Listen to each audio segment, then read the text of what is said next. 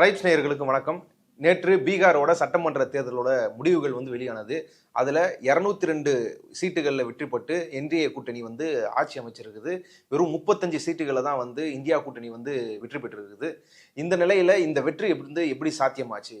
India முழுக்க vote சோரின்ற பிரச்சாரத்தை காங்கிரஸ் கொண்டு போயிருக்குது. குறிப்பா கர்நாடகா, மகாராஷ்டிரா, ஹரியானா இந்த மாதிரி மாநிலங்கள்ல எவ்வளவு மோசமான ஓட் சோரி நடந்திருக்கு அப்படின்றத ராகுல் காந்தி பிரஸ் மீட் மூலியமா எக்ஸ்போஸ் பண்ணியிருந்தாரு. ஒரு பிரஸ் மீட்டும் நாடு முழுக்க பேசும் பொருளாச்சு. குறிப்பா பீகார் மாநிலத்திலே ஓட்டு அதிகார யாத்திரை அப்படின்ற ஒரு யாத்திரையை தேஜஸ்வி யாதவா இருக்கட்டும், இந்தியா கூட்டணியில் இருக்க எல்லா கட்சிகளும் அதில் பங்கேற்றிருந்தாங்க. தமிழ்நாட்டில இருந்து முதல்வர் ஸ்டாலின் கூட அதில் பங்கேற்றிருந்தாரு. ராகுல் காந்தியும் அதில் பல தொகுதிகளுக்கு போய் பிரச்சாரங்களை செஞ்சிருந்தாரு. இவ்வளவு பிரச்சாரங்கள் நடந்த பிறகும் பெரிய வித்தியாச அளவுல என்டிஏ கூட்டணியை வெற்றி பெறதுக்கான காரணங்களா பல சொல்லப்படுது. குறிப்பா எஸ்ஐஆர் இதுல ஒரு முக்கியமான காரணங்கள். அதுல நடைபெற்ற முறைகேடுகள் தான் என்டிஏ கூட்டணியை ஜெயிக்க வச்சிருக்குது. குறிப்பா 6000 வாக்காளர்களை ஹரியானால இருந்து பீகாருக்கு கொண்டு வந்திருக்கிறாங்க. சிறப்பு ட்ரெயின் 4 ட்ரெயின் விட்டு.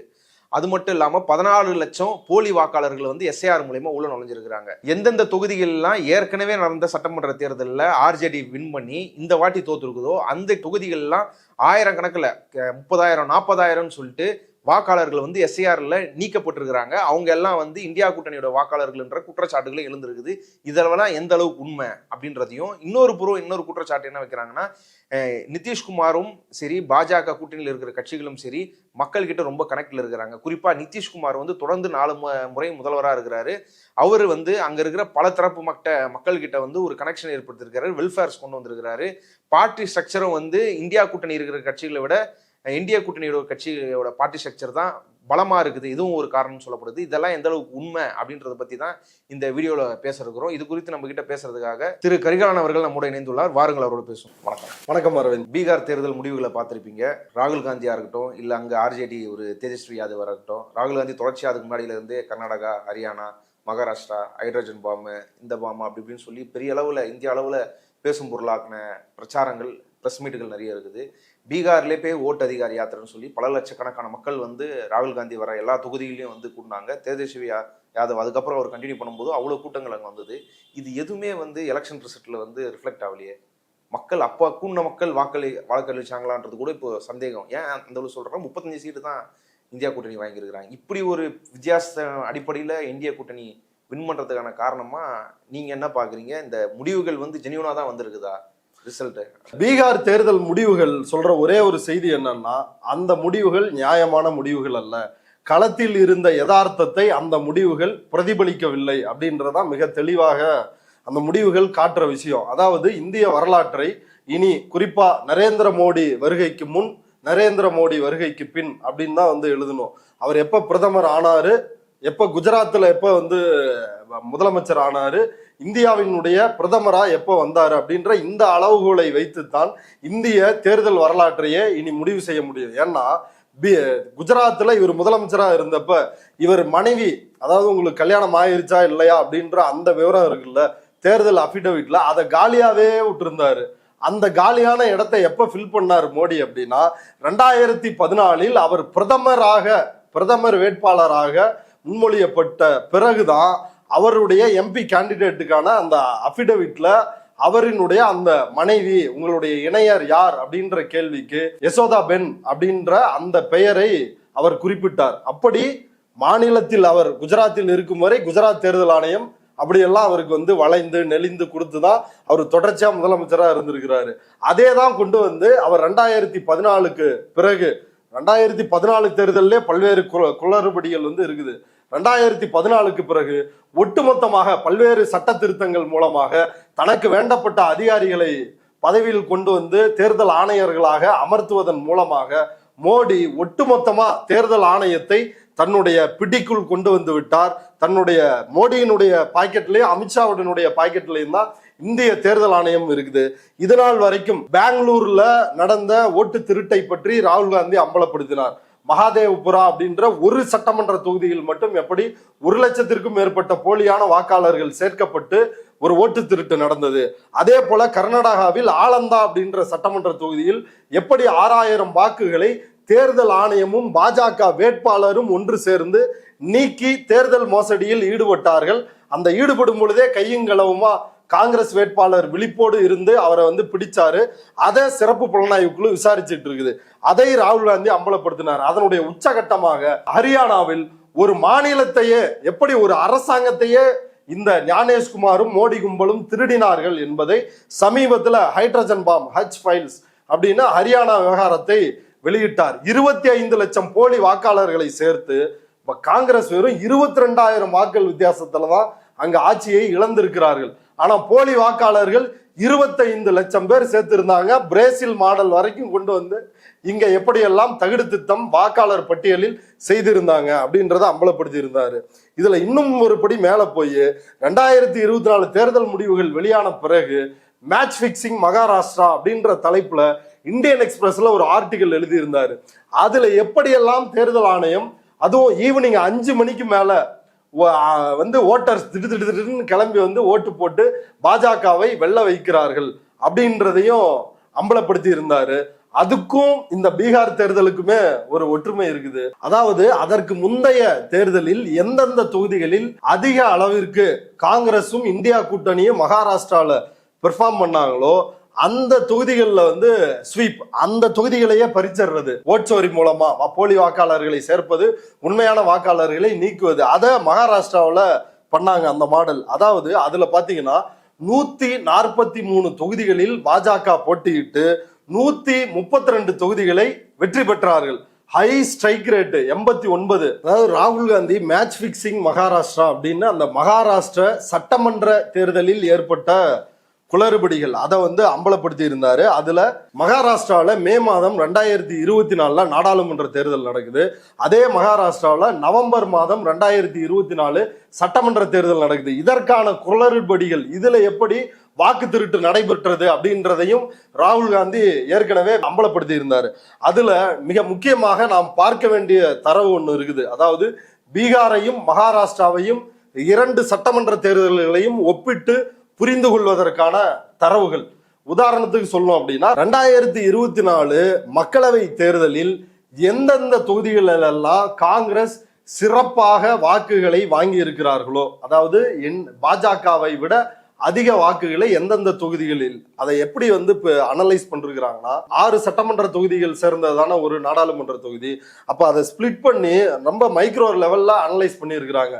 ஒவ்வொரு சட்டமன்ற தொகுதியா எப்படி காங்கிரஸ் நம்மளை விட அதிகமான எவ்வளவு வாக்கு வாங்கியிருக்கிறாங்க அப்படின்னு கால்குலேட் பண்ணி காங்கிரஸ் நாடாளுமன்ற தேர்தலில் எத்தனை சட்டமன்ற தொகுதிகளை தன்வசப்படுத்தியதோ அத்தனை சட்டமன்ற தொகுதிகளையும் வந்து அப்படியே காங்கிரஸ் கிட்ட இருந்து திருடுகின்ற வேலையை மகாராஷ்டிராவில் வந்து செஞ்சாங்க.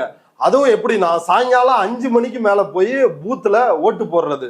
அதுவும் எந்தெந்த தொகுதிகளில் காங்கிரஸ் சிறப்பா பெர்ஃபார்ம் பண்ணாங்களோ அந்தந்த தொகுதிகளில் உள்ள பூத்துல மட்டும் சாயங்காலம் 5 மணிக்கு மேல 1 லட்சம் பூத்துல அப்படி 600 வாக்கு 5 மணிக்கு மேல வந்து ஒவ்வொரு பூத்துலயும் வந்து பதிவாயிருக்குது. அதன்படி பாக்குறப்ப ரிசல்ட்ல அது எப்படி பிரதிபலிச்சது அப்படின்னா 149 இடங்கள் பாஜக 2024 சட்டமன்ற தேர்தலில் போட்டியிட்டு 132 இடங்களில் வெற்றி பெற்றது. அதனுடைய வெற்றி விகிதம் எவ்வளவு அப்படின்னா 89% அதனுடைய வெற்றி விகிதம். ஆனா இது சட்டமன்ற தேர்தல். ஆனா ஒரு 5 மாதத்திற்கு முன்னாடி நடந்த நாடாளுமன்ற தேர்தலில் அதனுடைய வெற்றி விகிதம் என்னன்னா 100க்கு 32% தான். மக்களவை தேர்தலில் 32% தான் இந்த இடங்கள்ல ஸ்கோர் பண்ணிருக்கிறாங்க. ஆனா இதே இடங்கள்ல சட்டமன்றத்தில் 89% இடங்களை வெற்றி விகிதம் அவர்கள் பெற்றது. எப்படின்னா காங்கிரஸ் எந்தெந்த தொகுதிகளில், இந்தியா கூட்டணி எந்தெந்த தொகுதிகளில் சட்டமன்ற தொகுதிகளில் முன்னிலை வைத்ததோ அங்கங்கெல்லாம் ஓட்டு திருட்டை நடத்தி அங்கெல்லாம் வந்து தோக்கடிக்கிறது. இப்படிதான் மகாராஷ்டிராவில் கைப்பற்றினார்கள் அப்படின்னு ராகுல் காந்தி சொன்னாரு. அதற்கும் பீகாருக்குமான தொடர்பு என்ன அப்படின்னா பீகாரினுடைய தேர்தல் முடிவுகளை பார்க்க வேண்டியது இருக்குது. பீகாரை பொறுத்தவரை 243 சட்டமன்ற தொகுதிகள் இருக்குது. அதுல 101 தொகுதிகளில் பாஜக போட்டியிட்டு 90 தொகுதிகளை கைப்பற்றி இருக்கிறது. 101 தொகுதிகளில் நிதிஷ்குமாரினுடைய கட்சி போட்டியிட்டு 84 இடங்களிலும், ராம்விலாஸ் பாஸ்வான் அவருடைய கட்சி 28 இடங்களில் போட்டியிட்டு, சிராக் பாஸ்வான் அவருடைய மகன் தான் இப்ப தலைமையில் இருக்கிறாரு, 28 இடங்களில் போட்டியிட்டு 19 இடங்களையும், மற்ற பாஜகவினுடைய கூட்டணி கட்சிகள் மற்ற 12 இடங்களில் போட்டியிட்டு அதுல 9 இடங்களையும் வந்து கைப்பற்றி இருக்கிறாங்க. இப்ப இதுலதான் நம்ம அந்த மகாராஷ்டிராவோட ஃபார்முலாவை பார்க்க வேண்டியது இருக்குது. அதுல எவ்வளவு 149 தொகுதிகளில் போட்டியிட்டு 132 தொகுதிகளை பாஜக கைப்பற்றுகிறது மகாராஷ்டிராவில். இங்க பீகார்ல 101 தொகுதிகளை போட்டியிட்டு 90 தொகுதிகளை பாஜக கைப்பற்றுகிறது.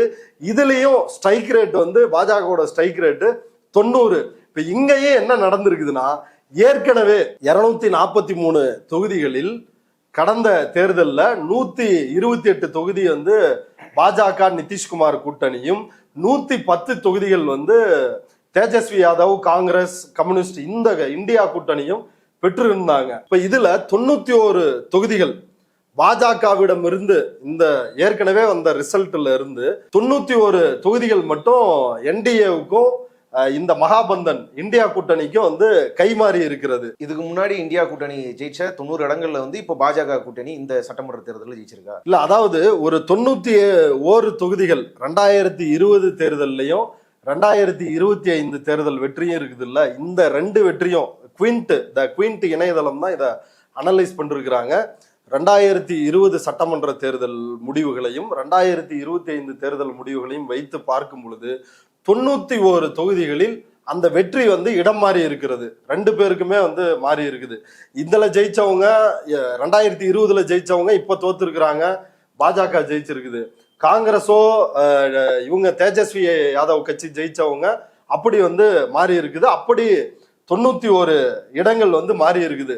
இந்த குயின்ட் வந்து நடத்தின அனலிஸ்ல நம்ம பார்க்க வேண்டிய சில முக்கியமான பாயிண்ட்ஸ் வந்து இருக்குது.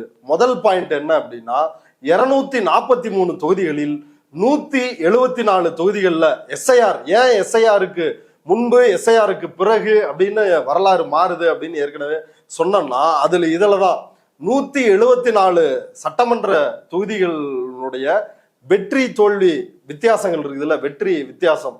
இப்ப காங்கிரஸ் வந்து ஒரு 70,000 வாங்கி இருக்குது, பாஜக ஒரு 80,000 வாங்கி இருக்குது. இந்த 2 பேருக்குமான வெற்றி வித்தியாசம் 10,000 வாக்கு. இந்த 10,000 வாக்குன்றது டெலீட் செஞ்சிருப்பாங்கல்ல எஸ்ஐஆர்ல, அதை விட இது வந்து குறைவு.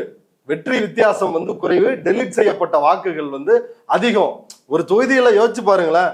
இன்னைக்கு கேரளா காங்கிரஸ் அந்த லிஸ்ட்டை வந்து வெளியிட்டு இருக்கிறாங்க.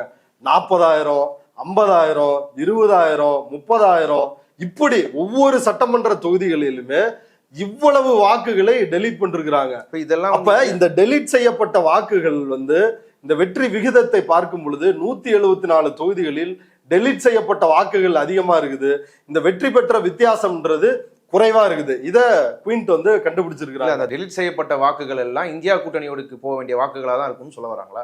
ஆமா, அதை எப்படி வந்து சொல்ல வராங்க அப்படின்னா, மறைமுகமா அதுல வந்து சொல்றாங்க. அதுலதான் இந்த 91 தொகுதியை அவங்க கணக்கெடுத்து சொல்றாங்க. இந்த 91 தொகுதிகளில் 2020 அந்த கணக்கீட்டின்படி 71 தொகுதிகளை வந்து மகாபந்தன் கூட்டணி அவங்க வந்து கையில வச்சிருந்தாங்க. தேஜஸ்வி யாதவ், அதாவது இந்தியா கூட்டணி 71 தொகுதிகளை கையில வச்சிருந்தாங்க. என்டிஏ பாஜக நிதிஷ்குமார் கூட்டணி 14 தொகுதிகளை கையில வச்சிருந்தாங்க. மற்றவர்கள் ஒரு 6 தொகுதிகளை கையில வச்சிருந்தாங்க. இது 2025 எப்படி இந்த 91 தொகுதிகள் வந்து கைமாறி இருக்குது அப்படின்னா, இந்த 91ல் 75 தொகுதிகளை பாஜக கைப்பற்றி விட்டது. மகாபந்தன் வந்து, அதாவது இந்தியா கூட்டணி 15 தொகுதிகளை கைப்பற்றி இருக்கிறது, மற்றவர்கள் ஒரு தொகுதி. அதாவது 2020 அந்த 91 தொகுதியோட ரிசல்ட்டும் 2025 அந்த 91 சட்டமன்ற தொகுதிகளுடைய ரிசல்ட்டும் தலைகீழ மாற்றப்பட்டிருக்கிறது. ஏற்கனவே 2020 இந்த 91 சீட்டுல 71 சீட்டு வந்து இந்தியா கூட்டணி ஜெயிச்சிருந்தாங்க. பாஜக கூட்டணி வெறும் 14 சீட்டு மட்டும்தான் ஜெயிச்சிருந்தாங்க. ஆனா 2025 சட்டமன்ற தேர்தலில் 75 இடங்களை பாஜக கூட்டணியும் இந்தியா கூட்டணி 15 இடங்களையும் வந்து கைப்பற்றி, அது அப்படியே எதெல்லாம் இந்தியா கூட்டணியிடம் இருந்ததோ அதை குறிவைத்து, எப்படி மகாராஷ்டிராவில் அதை குறிவைச்சு போலிங் ஸ்டேஷன்ல 5 மணிக்கு மேல ஒரு சட்டவிரோதமாக வாக்குப்பதிவை வந்து நடத்தி ஒரு நாள் கழிச்சு 7.83%, அதாவது வாக்குப்பதிவு நாள் அன்று வெளியிடப்படுகின்ற வாக்கு சதவீதம், அந்த சதவீதம் 58, மறுநாள் வெளியிட்ட வாக்கு சதவீதம் அப்படின்றது ஃபைனல் டர்ன் அவுட் 66, கிட்டத்தட்ட வந்து 7.83% அந்த வித்தியாசம் இருந்தது. சட்டவிரோதமா அதை வந்து அங்க அரங்கேற்றம் செய்தது பாஜக. இங்க சட்டப்பூர்வமாக எஸ்ஐஆர் மூலமாக இதை சாத்தியப்படுத்தி இருக்கிறார்கள். அங்க மகாராஷ்டிராவில் 2019 சட்டமன்ற தேர்தலில் 8,98,00,000 வாக்காளர்கள் இருந்தாங்க. 5 ஆண்டுகள் 2024 நாடாளுமன்ற தேர்தல் மே மாதம் நடந்த தேர்தலின் பொழுது 9,29,00,000 வாக்காளர்கள் வந்து உயர்ந்திருக்கிறாங்க. ஆனா அதுக்கு அடுத்து, அதாவது 5 ஆண்டுகள்ல அதற்கு அடுத்து சட்டமன்ற தேர்தலில் மகாராஷ்டிராவினுடைய வாக்காளர் பட்டியல் எண்ணிக்கை எவ்வளவு ஆயிருதுன்னா 9,70,00,000 ஆயிருது. அதாவது 5 ஆண்டுகளில் 31,00,000 புதிய வாக்காளர்கள் சேர்ந்து இருக்கிறார்கள். ஆனால் 5 மாதங்களில் 2019க்கும் 2024க்கும் இடையில எவ்வளவு 31,00,000 பேர் வந்து புதிய வாக்காளரா சேர்ந்து இருக்கிறாங்க. ஆனா 2024 மே மாதத்திலிருந்து 2024 நவம்பருக்குள்ள 5 மாத இடைவெளிக்குள் 41,00,000 வாக்காளர்கள் சேர்ந்து இருந்தாங்க. இந்த 41,00,000 வாக்காளர்களும் அந்த மாநிலத்தினுடைய வயது வந்தோர் 18 வயதிற்கு மேல இருக்கிறவங்களே 9,54,00,000 பேர் தான். ஆனா 2024 சட்டமன்ற தேர்தலினுடைய பட்டியல், வாக்காளர் பட்டியல்ன்றது மகாராஷ்டிரால என்னவா இருக்குது அப்படின்னா 9,70,00,000 வாக்காளர்கள் இருக்கிறாங்க. அப்படி வாக்காளர்களை நாடாளுமன்ற சட்டமன்ற தேர்தலுக்குள்ள சேர்த்து எங்கெங்கெல்லாம் வீக்கா இருக்கிறோமோ அங்கங்கெல்லாம் போலி வாக்காளர்களை சேர்த்து இந்த வாக்கு திருட்டை மகாராஷ்டிராவில் நடத்தினாங்க. அதை சட்டப்பூர்வமாக எஸ்ஐஆர் மூலமா வாக்குகளை நீக்குவது, சேர்ப்பது அப்படின்றத செஞ்சு இங்க பீகாரில் இந்த வெற்றியை கைப்பற்றி இருக்கிறார்கள். இதுல இந்த பீகாரில் மட்டும் கடந்த முறை 110 இடங்கள்ல இந்தியா கூட்டணி வச்சிருந்தாங்க. அந்த 110 இடங்களில் இருந்து 75 இடங்களை பாஜக வந்து கைப்பற்றி இருக்கிறாங்க. அந்த 75 இடங்களிலுமே நான் ஏற்கனவே சொன்னேன் இல்லைங்களா, வெற்றி வித்தியாசத்தை விட நீக்கப்பட்ட வாக்குகள் அந்த மார்ஜின் தான் அதிகமா இருக்குன்னு சொன்னல, அது போல 75 தொகுதிகளில் அதே மாதிரி வந்து இருக்குது இதுலயும்.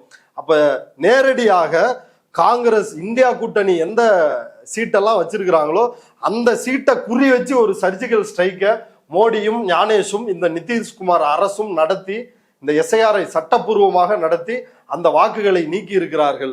நீக்குவதன் மூலமாக மட்டுமே இந்த வெற்றியை வந்து சாத்தியப்படுத்தி இருக்கிறாங்க.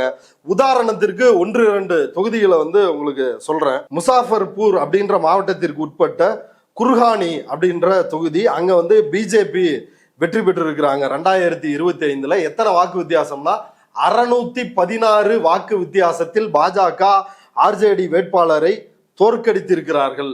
அந்த தொகுதியில் 24,000 வாக்குகளை எஸ்ஐஆர்ல நீக்கி இருக்கிறாங்க. யோசிச்சு பாருங்க, 600 ஓட்டுல தான் பிஜேபி ஜெயிச்சிருக்கிறான். ஆனா நீக்கினது எவ்வளவு? 24,000 ஓட்டு. அடுத்து போஜ்பூர் மாவட்டத்தில் உள்ள சந்தேஷ் அப்படின்ற சட்டமன்ற தொகுதியில் நிதிஷ்குமாரினுடைய பாஜக கூட்டணியில் உள்ள நிதிஷ்குமாரினுடைய ஜேடியு கட்சி வந்து வெற்றி பெற்றிருக்கிறாங்க. ஜனதா தளம், ஐக்கிய ஜனதா தளம். எத்தனை ஓட்டு வித்தியாசம்னா 27, வெறும் 27 ஓட்டு வித்தியாசத்தில் வெற்றி பெற்று இருக்கிறார்கள். அங்க டெலீட் செய்யப்பட்ட வாக்குகள் எவ்வளவு எஸ்ஐஆர் மூலமானா 25,682 வாக்குகள் டெலீட் செய்யப்பட்டிருக்கிறது. அடுத்து இது ஒரு ஸ்பெஷல் கேஸ், மட்டிஹானி பெகுசராய், இதெல்லாம் குவிண்டல பண்ண ஆய்வு. பெகுசராய் பகுதிக்கு உட்பட்ட மட்டிஹானி அப்படின்ற தொகுதியில் ஆர்ஜேடி ஜெயிச்சிருக்கிறாங்க. எவ்வளவு வாக்கு வித்தியாசம்னா 5,290 வாக்கு வித்தியாசத்தில் ஜெயிச்சிருக்கிறாங்க. அங்க நீக்கப்பட்ட வாக்குகள் எவ்வளவு அப்படின்னா 33,700 வாக்குகள் நீக்கப்பட்டிருக்குது. அவ்வளவு வாக்குகள் நீக்கியுமே ஆர்ஜேடி, அதாவது தேஜஸ்வி யாதவ் கட்சி வந்து 5,290 ஓட்டு வித்தியாசத்துல வந்து ஜெயிச்சிருக்கிறாங்க. ஆர்ஜேடி ஜெயிச்ச இடத்துலயும் டெலிஷன் நடந்திருக்குது, பாஜக ஜெயிச்ச இடத்துலயும் டெலிஷன் நடந்திருக்குது. ஆனா குறி வச்சு இவங்க ஓட்டர்ஸ் தான் டெலிட் பண்ணிருக்காங்க. அதாவது ஆர்ஜேடியோ இந்தியா கூட்டணியோட ஓட்டர்ஸ் தான் டெலிட் பண்ணிருக்காங்கன்றது எப்படி சொல்ல வரீங்க? ஆர்ஜேடி ஜெயிச்ச இடத்துலயும் டெலிஷன் நடந்திருக்குல்ல. இல்ல, பிஜேபி எத்தனை பேருங்க கம்ப்ளைண்ட் கொடுக்குறாங்க? பிஜேபி அங்க பீகார்ல இல்ல பீகார் தேர்தல் ஆணையத்திற்கு எங்களுடைய வாக்காளர்களை இத்தனை பேர் நீக்கி விட்டீர்கள் அப்படி ஏதாவது கம்ப்ளைண்ட் இருக்குதா? ஆனா அதுக்கு பதிலாக என்ன நடந்துட்டு இருக்குது? தேர்தல் ஆணையம் செய்வதெல்லாம் சரி, ஏன்னா தேர்தல் ஆணையத்திற்குன்னு தனி செய்தி தொடர்பாளர்கள் கிடையாது. ஒன்னு ஞானேஷ்குமாரே பிரஸ் மீட்டை வச்சு நல்ல கேள்வி, அடுத்த கேள்வி அப்படின்னு கேள்வியை ஸ்கிப் பண்ணிட்டு இருப்பாரு. அப்ப அவரை நோக்கி வருகின்ற அந்த ஏவுகணைகள்லாம் இருக்குது இல்ல, ராகுல் காந்தி போடுற ஆட்டம் பாம்பு அதுக்கெல்லாம் பொய்யா புழுவி விளக்கம் கொடுக்கறது யாரு?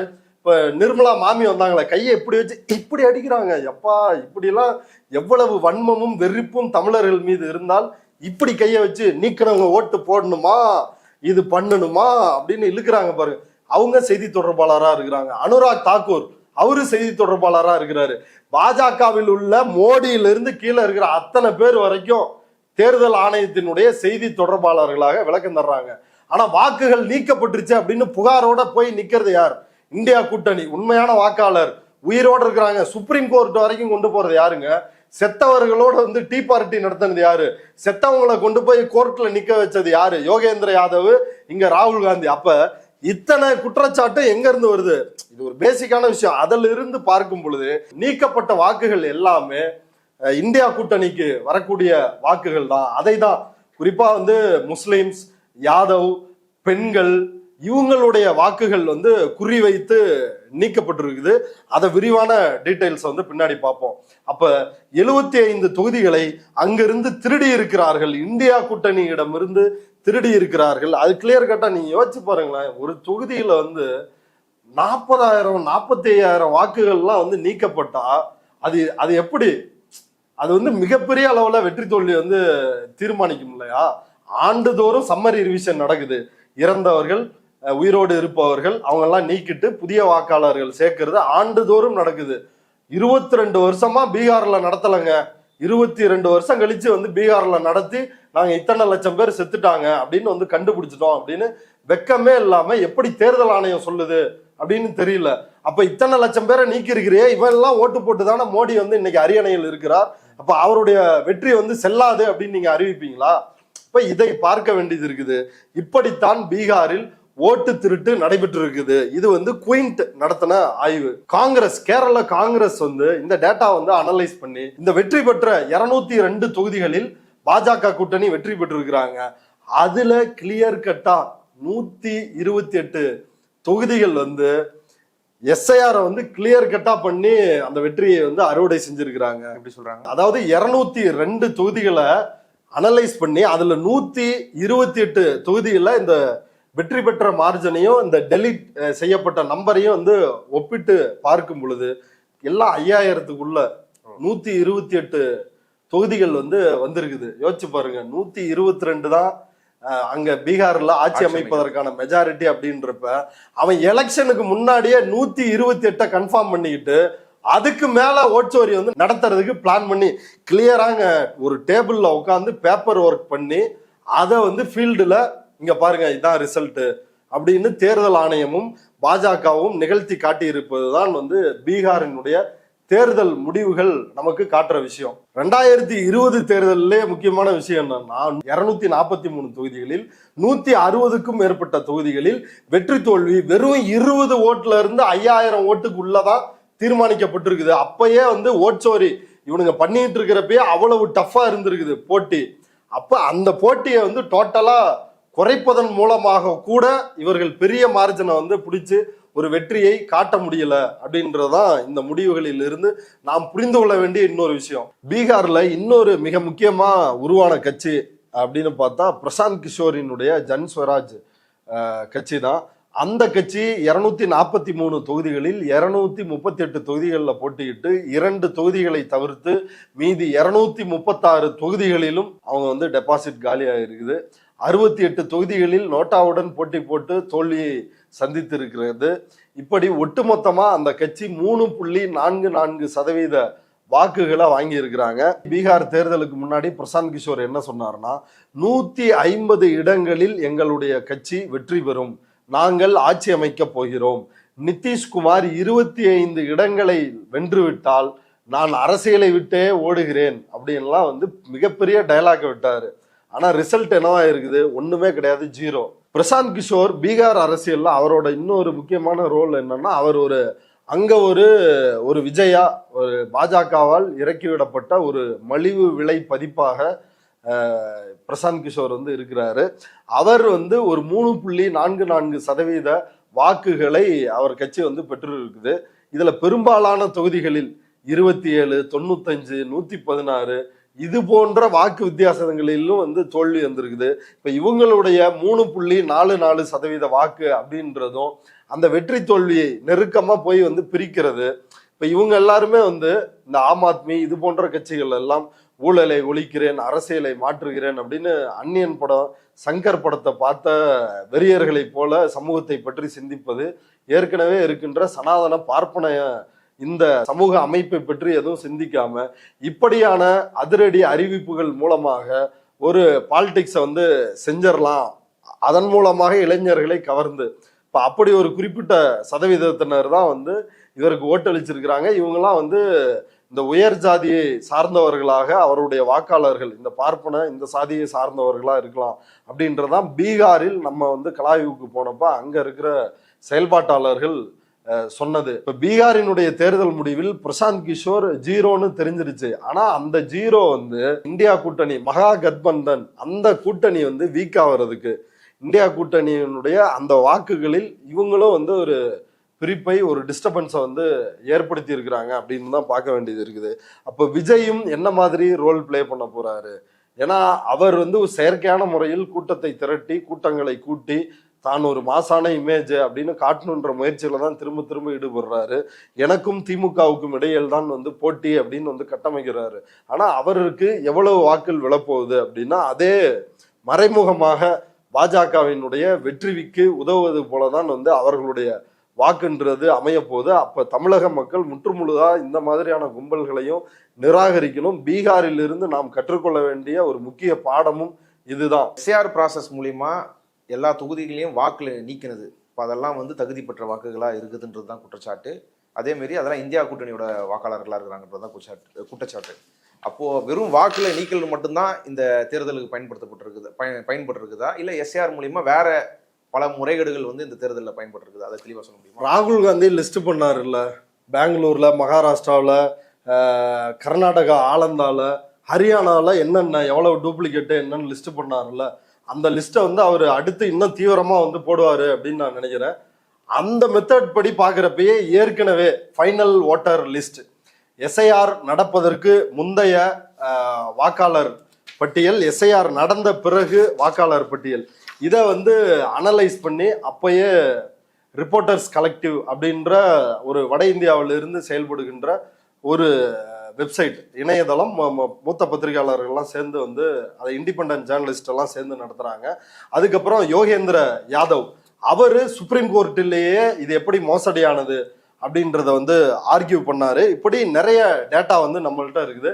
அந்த டேட்டாவை முடிந்த வரை சுருக்கமாக நம்முடைய நேயர்களுக்கு புரியும் விதமா வந்து நான் கொடுக்க வந்து ட்ரை பண்றேன். இந்த ஓட்சோரி வாக்கு திருட்டு எப்படி நடந்திருக்குது அப்படின்ற அந்த பிரச்சனைக்குள்ள போறதுக்கு முன்னாடி சில தரவுகளை நம்ம பார்க்க வேண்டியது இருக்குது. அதாவது தேர்தல் ஆணையம் இந்த பீகாரினுடைய சட்டமன்ற தேர்தல், அந்த தேர்தலுக்கு முன்னாடி எஸ்ஐஆர் முடிஞ்சு ஒரு ஃபைனல் லிஸ்ட் வந்து வெளியிட்டாங்கல்ல, எல்லாமே பியூரிஃபை ஆயிருச்சு, நாங்க சக்சஸ்ஃபுல்லா இந்த அழுக்கான இந்த வாக்காளர் பட்டியலை தூய்மைப்படுத்தி விட்டோம் அப்படின்னு ஞானேஷ்குமார் வெளியிட்டார்ல. அக்யூரசி, குறிப்பா அக்யூரசி, துல்லியமான அந்த வாக்காளர் பட்டியல், தூய்மையான வாக்காளர் பட்டியல், அந்த வாக்காளர் பட்டியல்ல அந்த ஃபைனல் நம்பரு 7,42,00,000ன்றதும் ஃபைனல் பண்ணல அவரு. நியர்லி 7.42 crores அப்படின்னு தான் வந்து அவங்க சொல்றாங்க.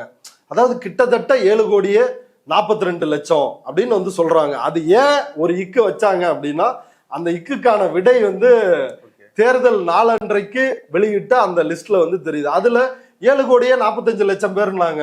3 லட்சம் பேர் எப்படி வந்தாங்க? முதல் கேள்வி.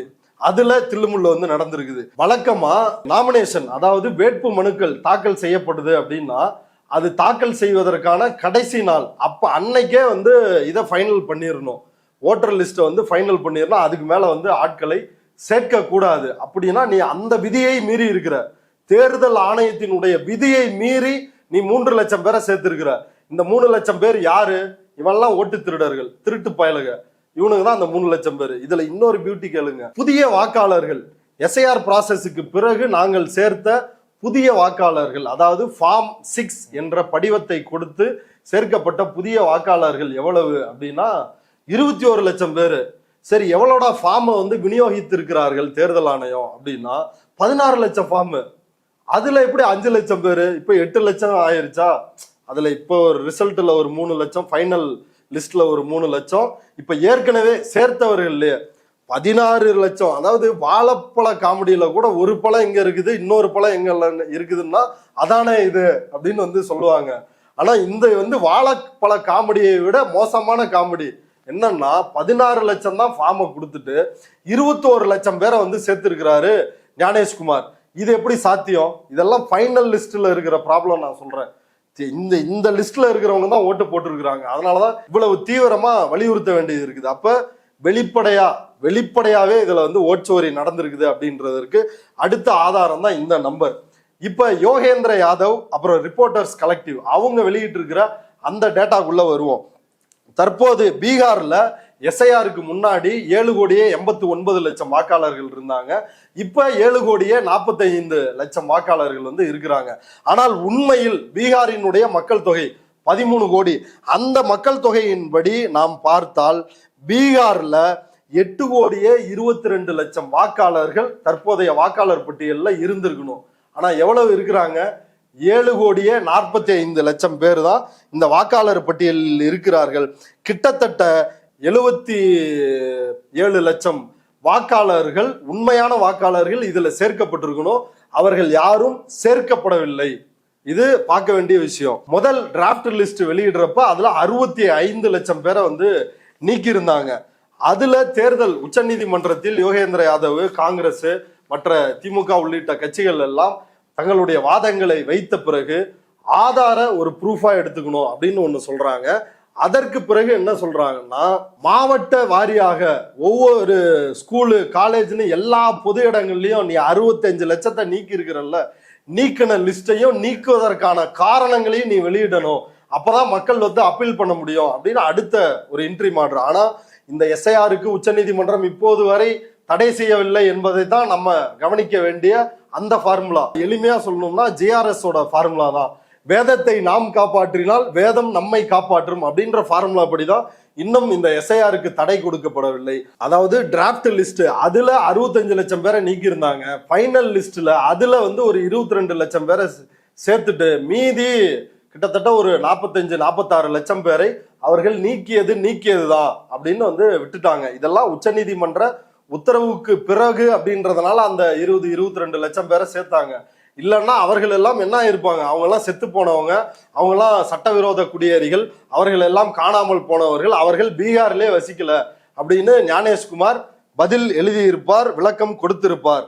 ஆனால் உச்சநீதிமன்ற தலையீட்டின் காரணமா தான் இது நடந்திருக்குது. இப்ப இப்படிதான் இந்த ஃபைனல் லிஸ்ட்ல வருது. இந்த ஃபைனல் லிஸ்டோட அடுத்த ப்ராப்ளம் என்னன்னா, ஆண் பெண் இவர்களுக்கு இடையிலான அந்த பாலின ரேஷியோ அது வந்து கரெக்டா இருக்குதா? மக்கள் தொகைக்கு ஏற்ற அளவிற்கு இந்த ஆண் பெண் வாக்காளர்கள் விகிதம் இருக்குதா அப்படின்னா அதுதான் கிடையாது. எஸ்ஐஆருக்கு முன்னாடி வரைக்கும் ஆண்கள் வாக்காளர்களுடைய எண்ணிக்கை வந்து 4,07,00,000 பேர். எஸ்ஐஆருக்கு பிறகு ஆண் வாக்காளர்கள் வந்து 3,92,00,000 பேர். கிட்டத்தட்ட 15 லட்சம் பேர் வாக்குகள் வந்து நீக்கப்பட்டிருக்குது. அதே போல பெண்களினுடைய வாக்கு எஸ்ஐஆருக்கு முன்னாடி 3,72,00,000, எஸ்ஐஆருக்கு பிறகு 3,49,00,000 குறைஞ்சிருக்குது. ஆண்களுடைய வாக்கு வந்து 15 லட்சம் குறைச்சிருக்கிறான். பெண்களினுடைய வாக்கை 22,70,000 வாக்குகள் பெண்கள் வாக்கு வந்து நீக்கி இருக்கிறாங்க. பீகாரினுடைய மக்கள் தொகை அதன் அடிப்படையில் பெண் வாக்காளர்களுடைய எண்ணிக்கையை பார்க்கும் பொழுது 2012 என்ன நிலவரம் அப்படின்னா, ஆண் வாக்காளர்கள் பெண் வாக்காளர்கள் இவர்களுக்கு இடைப்பட்ட ரேஷியோ அப்படின்றது 21 லட்சம் வாக்குகள் இடைவெளி இருந்துச்சு. ஆண்கள் 21 லட்சம் அதிகமாகவும் பெண்கள் 21 லட்சம் குறைவா இருந்தாங்க. அந்த எண்ணிக்கைன்றது குறைஞ்சு கடந்த 2025 ஜனவரியின் பொழுது 7 லட்சமா வந்து குறைக்கப்பட்டிருந்துச்சு. ஆண் வாக்காளர்களுக்கும் பெண் வாக்காளர்களுக்குமான அந்த வித்தியாசம். பெண்கள் அதிகமா ஓட்டு போடுற இதுக்குள்ள வந்து ஆமா. இப்ப அதை வந்து ஞானேஷ்குமார் தன்னோட எஸ்ஐஆர் முடிஞ்ச அந்த ஃபைனல் லிஸ்ட்ல அப்படியே தலைகீழ மாத்தி விட்டாரு. இப்படி பெண்களோட கிராஃப் வந்து வாக்களிக்கிற கிராஃப் ஏறிட்டே இருந்த கிராஃப அப்படியே காலை உடைச்சு அப்படியே இறக்கிட்டாரு கீழே. எவ்வளவு வந்து நீக்கி இருக்கிறாருன்னா 16 லட்சம், 21 லட்சமா இருந்த கேப்பு 7 லட்சமா வந்து கடந்த 10 ஆண்டுகள்ல குறைஞ்சிருக்குது. அந்த கேப்ப மீண்டும் 16 லட்சமாக மாற்றி இருக்கின்றார் ஞானேஷ்குமார். ஒன்றிய அரசினுடைய டேட்டாவே 3 கோடி பேர் ஆண்கள் வந்து வெளியே மைக்ரண்ட் ஆகி வேலை செய்யறாங்க. பீகாரை விட்டு பீகாருக்கு வெளியில் இந்தியாவினுடைய பிற பகுதிகளில் அன்அபிஷியலா 4 கோடி பேர் இருப்பாங்க அப்படின்னு சொல்றாங்க. அப்படி இருக்கிறப்ப ஆண்களினுடைய ஓட்டர் லிஸ்ட்ல இருந்து ஆண்கள் எண்ணிக்கை தானே குறைஞ்சிருக்கணும். அங்கேயே பீகார்லயே இருக்கிற பெண்கள் எண்ணிக்கை எப்படி குறைய முடியும் அப்படின்னா அதுதான் சனாதனம். சனாதனம் என்ன? பெண்கள் வாக்களிக்க கூடாது, பெண்கள் வீட்டிலேயே இருக்க கடமைப்பட்டவர்கள். அவங்க பிறந்த உடனே அப்பா கண்ட்ரோல்ல இருக்கணும், வயசுக்கு வந்த உடனே வந்து கணவன் கண்ட்ரோலுக்கு போயிடணும், வயசான கிளவியாக போற சாக போறோன்னா பையன் கண்ட்ரோல்ல உயிர் வாழணும். நீ என்னைக்குமே சுயேட்சையாக இருக்கக்கூடாது, உனக்கு எந்த உரிமையுமே கிடையாது. இதுதான் சனாதனம். அதை தான் வந்து ஞானேஷ்குமார் இதுல அமல்படுத்தி இருக்கிறார். ஆனா பெண்கள் இன்ட்ரெஸ்டா ஓட்டு போடணும் அப்படின்றதுக்காக 10,000 கொடுத்துருக்காங்க. இல்ல அதை பேசுவோம், அந்த 10,000 மீட்டரை வந்து பேசுவோம். இதை வந்து செஞ்சிருக்கிறாங்க. இப்ப அடுத்து மிக முக்கியமாக இஸ்லாமியர்களுடைய வாக்கு எந்த அளவிற்கு பறித்திருக்கிறார்கள் அப்படின்றது 2025 அந்த டிராஃப்ட் லிஸ்ட் இருக்குதுல்ல, எஸ்ஐஆர் பீகாரோட எஸ்ஐஆரோட டிராஃப்ட் லிஸ்ட்ல 65 லட்சம் பேரை நீக்கினாங்க. அதுல 33% பேர் இஸ்லாமியர்கள். ஏன்னா இதை வந்து அனலைஸ் பண்றாங்க, டேட்டா அனலைஸ், முஸ்லிம் சவுண்டிங் நேம்ஸ் அதை மட்டும் தனியா பிரிச்சு எடுத்து கொடு அப்படின்னு அனலைஸ் பண்றதுல 65 லட்சம் பேரில் 24.7% பேர் வந்து இஸ்லாமியர்கள். ஃபைனல் லிஸ்ட்ல இருந்து 3,66,000 பேரை வந்து நீக்குறாங்க. அதுல எவ்வளவு அப்படின்னா 33% பேர், அதாவது 3,66,000 வாக்குகளில் 33%, கிட்டத்தட்ட வந்து 1,00,000க்கும் மேற்பட்ட வாக்குகள் யாருடைய வாக்குகள்னா இஸ்லாமியர்களுடைய வாக்குகள். மூணு பேர்ல ஒருத்தர் இஸ்லாமியர்களுடைய வாக்குகள் வந்து பறிக்கப்பட்டிருக்குது. இஸ்லாமியர் பாப்புலேஷன் அந்த அளவுக்கு பெரும்பான்மையா பீகார் கிடையாது. பீகாரோட மொத்த மக்கள் தொகை, இஸ்லாமியர்களுடைய மக்கள் தொகை வந்து 16.9%. அதுல இவங்க வந்து 1/3 பேரை வந்து நீக்கி இருக்கிறாங்க. இப்ப இந்த நீக்கப்பட்ட ரேஷியோவை பாக்குறப்ப பீகார் மக்கள் தொகையில் முஸ்லிம்கள் வந்து 16.9% மக்கள் தொகையில இருக்கிறாங்க. அவங்களுடைய மக்கள் தொகையையும் அவங்க நீக்கப்பட்ட அந்த நம்பரையும் இந்துக்கள், அவர்கள் மற்றவர்கள் முஸ்லிம் அல்லாதவர்கள், இந்துக்கள்னு கூட சொல்லக்கூடாது, முஸ்லிம் அல்லாதவர்கள் நீக்கப்பட்ட அந்த ரேஷியோவையும் பார்த்தா முஸ்லிம்கள் தான் அதிக அளவில் நீக்கப்பட்டு இருக்கிறார்கள். அவங்களுடைய மக்கள் தொகையை ஒப்பிடும் பொழுது 6 லட்சம் பேர் அதிக அளவில் முஸ்லிம்கள் வந்து நீக்கப்பட்டிருக்கிறாங்க அப்படின்னு இந்த ஃபைனல் ஓட்டர் லிஸ்ட் வந்து சொல்லுது. அப்ப எந்த அளவிற்கு இது மிக மிக மோசடியாக பெண்களை குறிவைத்து நீக்கி இருக்கிறார்கள், இஸ்லாமியர்களை குறிவைத்து நீக்கி இருக்கிறார்கள். இதுக்கு அடுத்து இந்துக்கள் ஓட்டை மட்டும் நம்மளால வந்து அவங்களாலே ரிப்போர்ட்டர்ஸ் கலெக்டிவாலையும் சரி இவராலையும் வந்து கண்டுபிடிக்க முடியல. ஏன்னா யார் யார் எந்த மதத்தை சார்ந்தவர்கள் அப்படின்னு கேட்டகரைஸ் பண்ற ப்ராப்ளம்னால. ஏன்னா இன்னும் டீப்பா இந்த வாக்காளர் பட்டியல் அப்படின்றது அதுலயும் ஒரு கேவலங்க. இந்த வாக்காளர் பட்டியல் இருக்குது இல்ல, அது மிஷின் ரீடபிள் கிடையாது. தேர்தலுக்கு முன்னாடி வந்த அல்லது தற்பொழுதும் பீகாரினுடைய இறுதி வாக்காளர் பட்டியல், அந்த பட்டியல் வந்து நான் மெஷின் ரீடபிள் டேட்டாவா தான் இருக்குது. அதாவது ஒரு பிரிண்ட் அவுட் எடுத்து அல்லது ஒரு பிடிஎஃபா இருக்கிற ஒரு டாக்குமெண்ட்டை ஸ்கேன் பண்ணி அப்லோட் பண்றது, இமேஜா அப்லோட் பண்ணா கம்ப்யூட்டரால வந்து ரீட் பண்ண முடியாது. ஸோ அந்த மெத்தட்ல எப்படி ஏற்கனவே செஞ்சு வச்சிருக்கிறாங்களோ அதே மெத்தட்ல தான் இறுதி வாக்காளர் பட்டியலும் இருக்குது. அப்ப எப்படி நம்ம அனலைஸ் பண்ணி கண்டுபிடிக்க முடியும்? அப்ப கண்டுபிடிப்பதில் சிரமங்கள், சிக்கல் வந்து இருக்குது. இந்த தேர்தலுக்கு முன்னாடியே உடனடியாக இதை கண்டுபிடித்து விடக்கூடாது அப்படின்றதுனாலதான் ஞானேஷ்குமார் வந்து இப்படி மிஷினால கம்ப்யூட்டரால படிக்க முடியாத ஒரு வாக்காளர் பட்டியலை அவர் வந்து வெளியிடுறாரு. இந்த ஃபைனல் லிஸ்ட்ல எவ்வளவு டெலிட்டட், எவ்வளவு இறந்தவர்கள், எவ்வளவு வெளிநாட்டுக்காரர்கள் அப்படின்ற லிஸ்ட் எல்லாம் கிடையாது.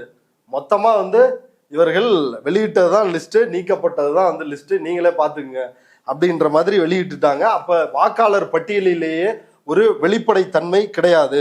அடுத்து பியூட்டியிலையும் பியூட்டி, இதனுடைய துல்லியத்தன்மை வந்து எந்த அளவுக்கு இருக்குது அப்படின்னா, யோகேந்திர யாதவ் அந்த ஃபைனல் லிஸ்ட்ல அவர் வந்து கண்டுபிடிச்ச விஷயங்கள் என்ன அப்படின்னா 5 லட்சம் போலியான பெயர்கள்ல வாக்காளர்கள் இருக்கிறாங்க. அதுல 24,000 பேர் வந்து கிப்ரிஷ் நேம்ஸ், HHYY, HDFC, ICICI இந்த மாதிரி வாயில வந்தது தெரிஞ்சதெல்லாம் வந்து டைப் பண்ணிக்கிறத அப்படி வந்து 24,000 பேர் இருக்கிறாங்க. அப்புறம் ஜெண்டர், ஆணா பெண்ணா அப்படின்ற அந்த ஜெண்டர் இருக்குதுல்ல, அதையே வந்து முறையா தேர்வு செய்யாம அந்த என்ட்ரியை தப்பா என்ட்ரி பண்ணி 6000 இன்வாலிடு ஜெண்டர் என்ட்ரிஸ் வந்து இருக்குது. அடுத்து 51,000 ரிலேஷனே வந்து சரியா போடப்படலை, தவறான ரிலேஷன்ஷிப் வந்து போட்டிருக்கிறாங்க.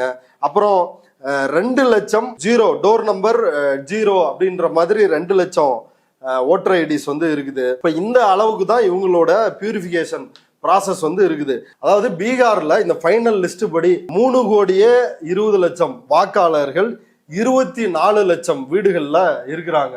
அந்த 24 லட்சம் வீடுகள்லயும் இந்த 3,20,00,000 பேர் இருக்கிறாங்கல்ல, ஒவ்வொரு வீட்லயுமே 10க்கும் மேற்பட்டவர்கள் வந்து இருக்கிறாங்க.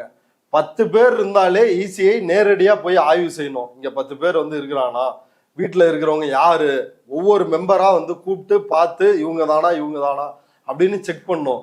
24 லட்சம் வீடுகளில் 10க்கும் மேற்பட்டவர்கள் வந்து இருக்கிறாங்க அப்படின்னா இது எப்படி சாத்தியம்? ஒண்ணு, பீகார்ல மட்டும் இந்த கூட்டு குடும்ப வாழ்க்கை இருக்குதா அப்படின்னா பார்க்க வேண்டியது இருக்குது. இதுல 2200க்கும் மேற்பட்ட வீடுகளில் 100க்கும் மேற்பட்டவர்கள் இருக்கிறாங்க. 100க்கும் மேற்பட்டவர்கள்னா என்ன? 800 பேர் கொண்ட வீடு, 700 பேர் கொண்ட வீடு, 600 பேர் கொண்ட வீடு, 500 பேர் கொண்ட வீடு அப்படின்னு 100க்கும் மேல ஒரு வீட்டுல 100 பேர் வசிக்கிறான்னு 2200 வீட்டு எண்களை கண்டுபிடித்திருக்கிறார் யோகேந்திர யாதவ். இதுவே அப்பட்டமான மோசடி. ராகுல் காந்தி இதை தான் வந்து பாயிண்ட் பை பாயிண்டா வந்து எக்ஸ்பிளைன் பண்றாரு. இப்போ இதுல கவனிக்க வேண்டிய இன்னும் சில காமெடிகள் இருக்குது. அதாவது இந்த ஓட்டர் லிஸ்ட் எந்த ஓட்டர் லிஸ்டின் அடிப்படையில் தேர்தல் நடைபெற்றிருக்குதோ அந்த ஓட்டர் லிஸ்டினுடைய யோகிதை, அதனாலதான் இதை விரிவா சொல்ல வேண்டியது இருக்கு. அதாவது பீகாரினுடைய அந்த வரைவு வாக்காளர் பட்டியல், அதுல இருந்து ஒரு 65 லட்சம் பேரை நீக்கிட்டு ஒரு பட்டியலை வெளியிட்டாங்க. இப்ப தமிழ்நாட்டிலும் அதே போல நம்ம வருகின்ற டிசம்பர் 9ஆம் தேதி ஒரு பட்டியலை வெளியிடுவார்கள். அதில் இருந்து 25% வாக்காளர்கள் வந்து நீக்கப்படுவாங்க. அப்படி நீக்கப்பட்ட பிறகு நமக்கு 1 மாத காலம் டைம் தருவாங்க. அதாவது அப்ஜெக்ஷன்ஸ் அண்ட் கிளைம்ஸ், அதாவது நீங்க வாக்காளர் கிடையாது அப்படின்ற ஆட்சேபனைகளும் அதற்கு எதிரான மேல்முறையீடு, நான் வந்து வாக்காளர் தான், நான் இந்திய குடிமகன் தான் அப்படின்ற மேல்முறையீட்டுக்கு 1 மாத காலம் வந்து டைம் இருக்குது. அப்படி பீகார்ல 4 லட்சம் பேர் வந்து அப்ஜெக்ட் பண்ணி, அதாவது முறையீடு செய்யறாங்க தேர்தல் ஆணையத்துக்கிட்ட. அந்த ரெக்கார்டுல பாத்தீங்கன்னா 1,40,000 நபர்கள் வந்து என்னுடைய பெயரை நீக்கி விடுங்கள் அப்படின்னு அவங்களே மனு கொடுத்துருக்குறாங்க. யோசிச்சு பாருங்க, உலகத்துல எங்கேயாவது வாக்காளர் பட்டியலில் இருக்கின்ற ஒருவர், உயிரோடு இருக்கின்ற ஒருவர் என்னை நீக்கி விடுங்கள், நானே எப்படி என் வாக்காளர் பட்டியல்ல இருந்து என் பேரை நீக்கணும்னு சொல்லி யாராவது மனு கொடுப்பாங்களா? அப்படி மனு கொடுத்ததாக 1,40,000 பேர் இருக்கிறாங்க அப்படின்னு தேர்தல் ஆணையம் வந்து சொல்லுது. இது எப்படி சாத்தியம்? இது எவ்வளவு கேலிக்கூத்தான ஒரு விஷயம். அதுல இந்த 4 லட்சம் பேர்ல 41 பேர் வந்து என்னன்னு கொடுத்துருக்குறாங்கன்னா, நாங்க செத்துட்டோம் அதனால எங்களை நீக்கிருங்க அப்படின்னு செத்தவர்களே தங்களை நீக்குவதற்கு மனு கொடுத்திருக்கிறார்கள். அந்த 41 மனுக்களை பார்த்து விட்டு இதுல 39 பேர் தான் செத்து போயிருக்கிறாங்க, அதுல 2 பேர் உயிரோடு இருக்கிறாங்க, நீங்க சாவுல அப்படின்னு ஞானேஷ்குமார் சர்டிபிகேட் கொடுத்து 39 பேரை மட்டும் நீக்கி 2 பேரை பட்டியல்ல வந்து சேர்த்து இருக்கிறார். இதெல்லாம் யோகேந்திர யாதவ், இது சும்மா கிடையாது, சுப்ரீம் கோர்ட்ல யோகேந்திர யாதவ் வைத்த ஆர்குமெண்ட்ஸ் இதெல்லாம். இப்ப நான் சொல்லிட்டு இருக்கிற விவரங்கள். இந்த ப்ராசஸினுடைய நோக்கம் என்னன்னு சொன்னாரு ஞானேஷ்குமார். பீகார்ல எஸ்ஐஆர் தொடங்குறதுக்கு முன்னாடி, இல்லீகல் இம்மைகிரன்ட்ஸ், சட்டவிரோத குடியேறிகள் இங்கே நுழைந்திருக்கிறார்கள், அதுவும் அதாவது டபுள் என்ட்ரி இருந்திருக்கிறது. அதாவது இந்த தொகுதியிலையும் ஓட்டு இருக்குது, இன்னொரு தொகுதியிலையும் ஓட்டு இருக்குது, செத்து போயிட்டான் அவன் ஓட்டு இன்னும் இருக்குது, இன்னொன்னு குடிபெயர்ந்து வேற மாநிலத்துக்கு நிரந்தரமா போயிட்டாங்க, அவங்களோட ஓட்டு வந்து இந்த பட்டியல்ல இருக்குது. அப்புறம் சட்டவிரோத குடியேறிகள் வெளிநாட்டில் இருந்து கடந்த 10 ஆண்டுகளாக மோடியும் பாஜகவும் ஒவ்வொரு தேர்தலின் பொழுது 2024 தேர்தல்லாம் மோடி பண்ண பிரச்சாரமே இல்லீகல் இம்மைகிரன்ட்ஸ், அவங்கள வந்து சட்டவிரோத குடியேறிகள்னு ஒரு புறம், சட்டப்பூர்வமா இவங்க சொல்ற வார்த்தை என்னன்னா சட்டவிரோத குடியேறிகள். பிரச்சாரத்தில் அவங்க சொல்ற வார்த்தைகள் என்னன்னா இன்ஃபில்ட்ரேட்டர்ஸ், ஊடுருவல்காரர்கள், அதாவது வேற நாடுகளில் இருந்து இங்க ஊடுருவிட்டான், பாகிஸ்தான்ல இருந்து ஊடுருவிட்டான், பங்களாதேஷ்ல இருந்து ஊடுருவிட்டான், மியான்மர்ல இருந்து வந்து ஊடுருவிட்டான். இப்படி ஊடுருவியவர்கள் தான் காங்கிரசுக்கு வாக்களிக்கிறார்கள். இப்ப காங்கிரஸ் தேர்தல் வாக்குறுதி கொடுத்தாங்க என்னன்னா, நாங்க ஆட்சிக்கு வந்தால் சாதிவாரி சமூக பொருளாதார கணக்கெடுப்பை நாங்கள் நடத்துவோம், அதை நடத்தி நாங்க வந்து மக்களுக்கு வேலை வாய்ப்புல இருந்து எல்லாத்தையும் பிரித்து கொடுப்போம் அப்படின்றத காங்கிரஸ் சொன்னாங்க. அதுக்கு மோடி வைத்த பதிலடி என்ன அப்படின்னா, ஊடுருவல்காரர்களுக்கு பாருங்க உங்க சொத்தை புடுங்கி தர போறாங்களாம். நீங்க 2 எரும மாடை வச்சு பால் கறந்துட்டு இருந்தீங்கன்னா ஒரு எரும மாடை புடுங்கி இன்ஃபில்ட்ரேட்டர்ஸ் ஊடுருவல்காரர்களுக்கு காங்கிரஸ் கட்சியினர் கொடுத்து விடுவார்கள். உங்க வீட்டுல வந்து பெண்கள் இருந்தால் உங்களுடைய மனைவிகளை, உங்களுடைய சகோதரிகளை, உங்களுடைய தாய்மார்களை ஊடுருவல்காரர்கள் அபகரிச்சுட்டு போயிடுவாங்க அப்படின்னு பிரச்சாரம் பண்ணார் மோடி. எந்த அளவிற்கு இந்த ஊடுருவல்காரர்கள், சட்டவிரோத குடியேறிகள், ஏன் இங்க இருக்கிற பாண்டே வரைக்கும் பிரச்சாரம் பண்றானே, மியான்மர்ல இருந்து இங்க வந்து இருக்கிறாங்க, பங்களாதேஷ்ல இருந்து இங்க வந்து திருப்பூர்ல வந்து இருக்கிறாங்க, தமிழிசைலாம் வந்து அவங்க எல்லாம் தமிழ்நாட்டில் இருப்பதற்கே தகுதியற்ற ஒரு பெண்மணி. அந்த அம்மா கொஞ்சம் கூட வெக்கமான சூடு சொரணம் இல்லாம பாகிஸ்தானியர்கள் தமிழ்நாட்டில் இருக்கிறாங்க அப்படின்னு சொல்றாங்க. நீ கம்ப்ளைண்ட் கொடுக்கணுமா இல்லையா? இப்ப இங்க எக்மோர்ல இந்த ஏரியாவில் புரசைவாக்கம் இல்ல, இந்த ஏரியாவில் வந்து இவ்வளவு பாகிஸ்தான்காரன் வந்து இருக்கிறான், இல்ல அங்க வட சென்னையில இவ்வளவு பேர் இருக்கிறான், தென் சென்னையில இவ்வளவு பேர் இருக்கிறான், நீங்க எல்லாம் இங்கதானே கட்சி நடத்துறீங்க, இந்த அம்மா நீ கண்டுபிடிச்சு கொடுக்கணுமா இல்லையா? எல்லா இடத்துலயும் தான் உங்க பாஜக காரன் இருக்கிறான்ல. இல்ல தெரிஞ்சிருந்தாலும் சொல்றாங்க, தெரியாமலே சொல்லுவாங்களா என்ன? தெரிஞ்சிருந்தா எத்தனை பேர் இருக்காங்கன்னு சொல்லட்டும், எந்த ஏரியாவில் இருக்காங்கன்னு சொல்லட்டும். ஒரே ஒருத்தரை நிர்மலா சீதாராமன் வெக்கமே இல்லாம அந்த நம்ம வாசிச்சுள்ள பட்டியல் முஸ்லிம் பேரையே 3 தடவை 4 தடவை சொல்றது பாத்தீங்களா? ஒரே தொகுதியில ஸ்டாலின் தொகுதியில 3 முஸ்லிம் பேரு, அதுவும் அவரே வந்து 3 இடத்துல இருக்கிறாரு, 4 இடத்துல இருக்கிறாரு அப்படின்னு இவர்களாகவே இட்டுக்கட்டி ஏதோ இஸ்லாமியர்கள் எல்லாம் வெளிநாட்டிலிருந்து இங்கு வந்தவர்கள் போலவும், வெளிநாட்டிலிருந்து வந்தவர்கள் தான் இங்க வாக்களித்து இவர்களுக்கு வாக்களிக்கிறாங்க அப்படின்னு.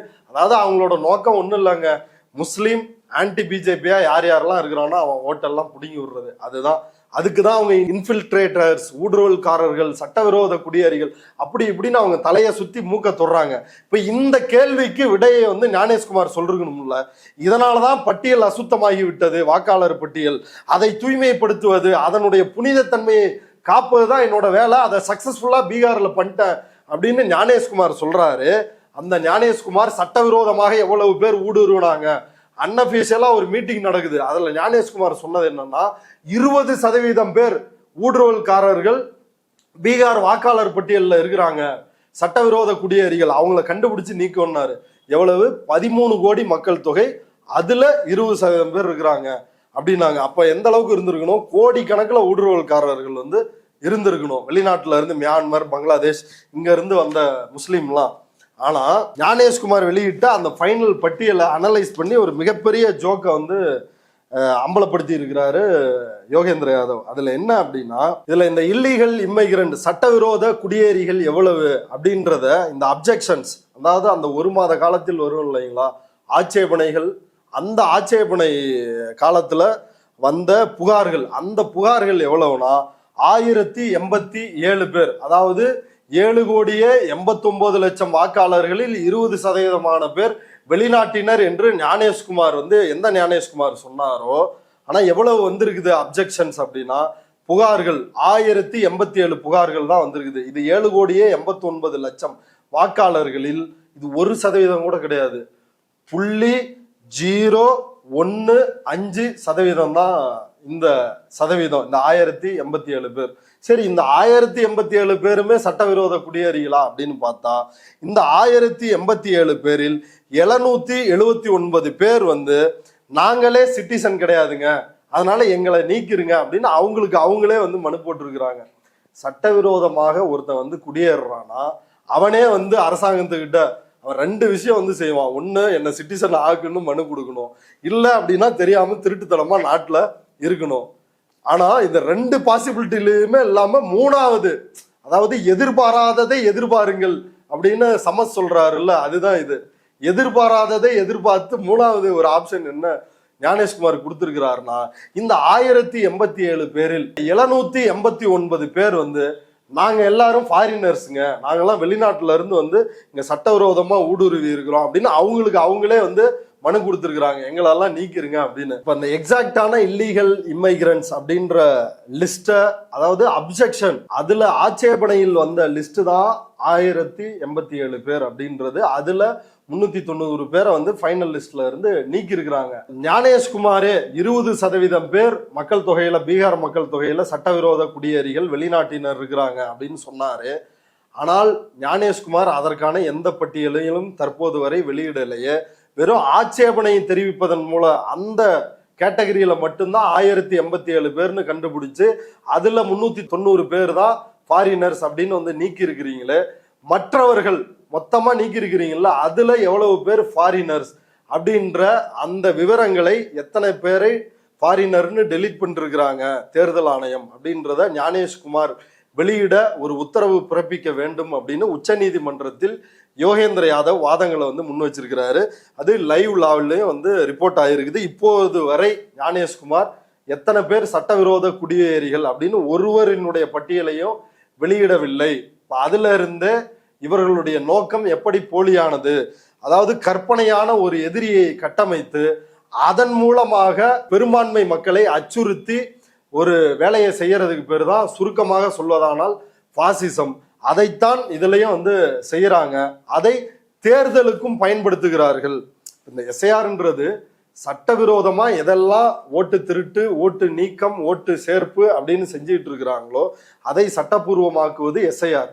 அது மட்டுமின்றி எஸ்ஐஆர் இன்னொன்னு என்ன செய்யுது அப்படின்னா, இது யார் யாரெல்லாம் இந்திய குடிமகன் இல்லை என்பதையும் தீர்மானித்து அந்த லிஸ்ட்லயே யாரெல்லாம் ஓட்டர் லிஸ்ட்ல ஃபைனல் லிஸ்ட்ல இருக்கிறீங்களோ அவங்க தான் இந்தியர்கள், இல்லாதவர்கள் நீங்க எல்லாம் ஆன்டி இண்டியன்ஸ் அப்படின்றத இந்த எஸ்ஐஆர் வந்து ஃபைனலைஸ் பண்ணுது. இது மறைமுகமாக குடியுரிமை சட்டத்தை அமல்படுத்துகிறது. இப்ப யோகேந்திர யாதவனுடைய ஃபைண்டிங்ஸ் அவர் சுப்ரீம் கோர்ட்ல வச்சதை பார்த்தோம். இப்ப அடுத்து ரிப்போர்ட்டர்ஸ் கலெக்டிவ் அவங்க வந்து இந்த பீகார் எஸ்ஐஆர் முடிந்த பிறகு அந்த ஃபைனல் ஓட்டர் லிஸ்ட், அந்த வாக்காளர் பட்டியலை, இறுதி வாக்காளர் பட்டியலை ஆய்வு செய்யறாங்க. அவங்க ஆய்வு செஞ்சதுல ஃபேக் அட்ரஸ், அதுக்கு கீழே மட்டும் 1,32,00,000 வாக்காளர்கள் வந்து வர்றாங்க. அவர்களுடைய வாக்குகள், அவர்களுடைய முகவரி அது வந்து சந்தேகத்திற்கு போலியான முகவரியா இருக்குது, இல்ல சந்தேகப்படுற முகவரியா இருக்குது. இதுல 20 ஓட்டர்ஸ், அதாவது இந்த 1,32,00,000 பேர்ல ஒவ்வொரு வீட்டுக்குமே 20க்கும் மேற்பட்ட வாக்காளர்கள் வந்து இருக்கிறாங்க. அதை கண்டுபிடிச்சிருக்கிறாங்க. பல்வேறு சட்டமன்ற தொகுதிக்கு போய் சில பராச்சட்டி அப்படின்ற சட்டமன்ற தொகுதியில வீட்டு எண் 6, அந்த வீட்டுல மட்டும் 877 பேர் இருக்கிறாங்க. மடிகானி அப்படின்ற சட்டமன்ற தொகுதியில ஒரு வீட்டுல மட்டும் 855 பேர் இருக்கிறாங்க. பராசா அப்படின்ற சட்டமன்ற தொகுதியில் 853 பேர் வந்து ஒரு வீட்டுல இருக்கிறாங்க. இப்படி நிறைய பிரச்சனைகள் வந்து அதுல இருக்குது. இது ஃபேக் அட்ரஸ். 1,32,00,000 வாக்காளர்கள் சந்தேகத்திற்கு இடமான மற்றும் போலியான முகவரிகளில் 1,32,00,000 வாக்காளர்கள் வந்து இருக்கிறாங்க. அதற்கு அடுத்து போலியான வாக்காளர் அடையாள அட்டை வைத்திருப்பவர்கள், அதாவது டூப்ளிகேட் வச்சிருக்கிறவங்க எத்தனை பேரு அப்படின்னா 14,35,000 வாக்காளர்கள் வந்து டூப்ளிகேட் வாக்காளர் அடையாள அட்டை வந்து வச்சிருக்கிறாங்க.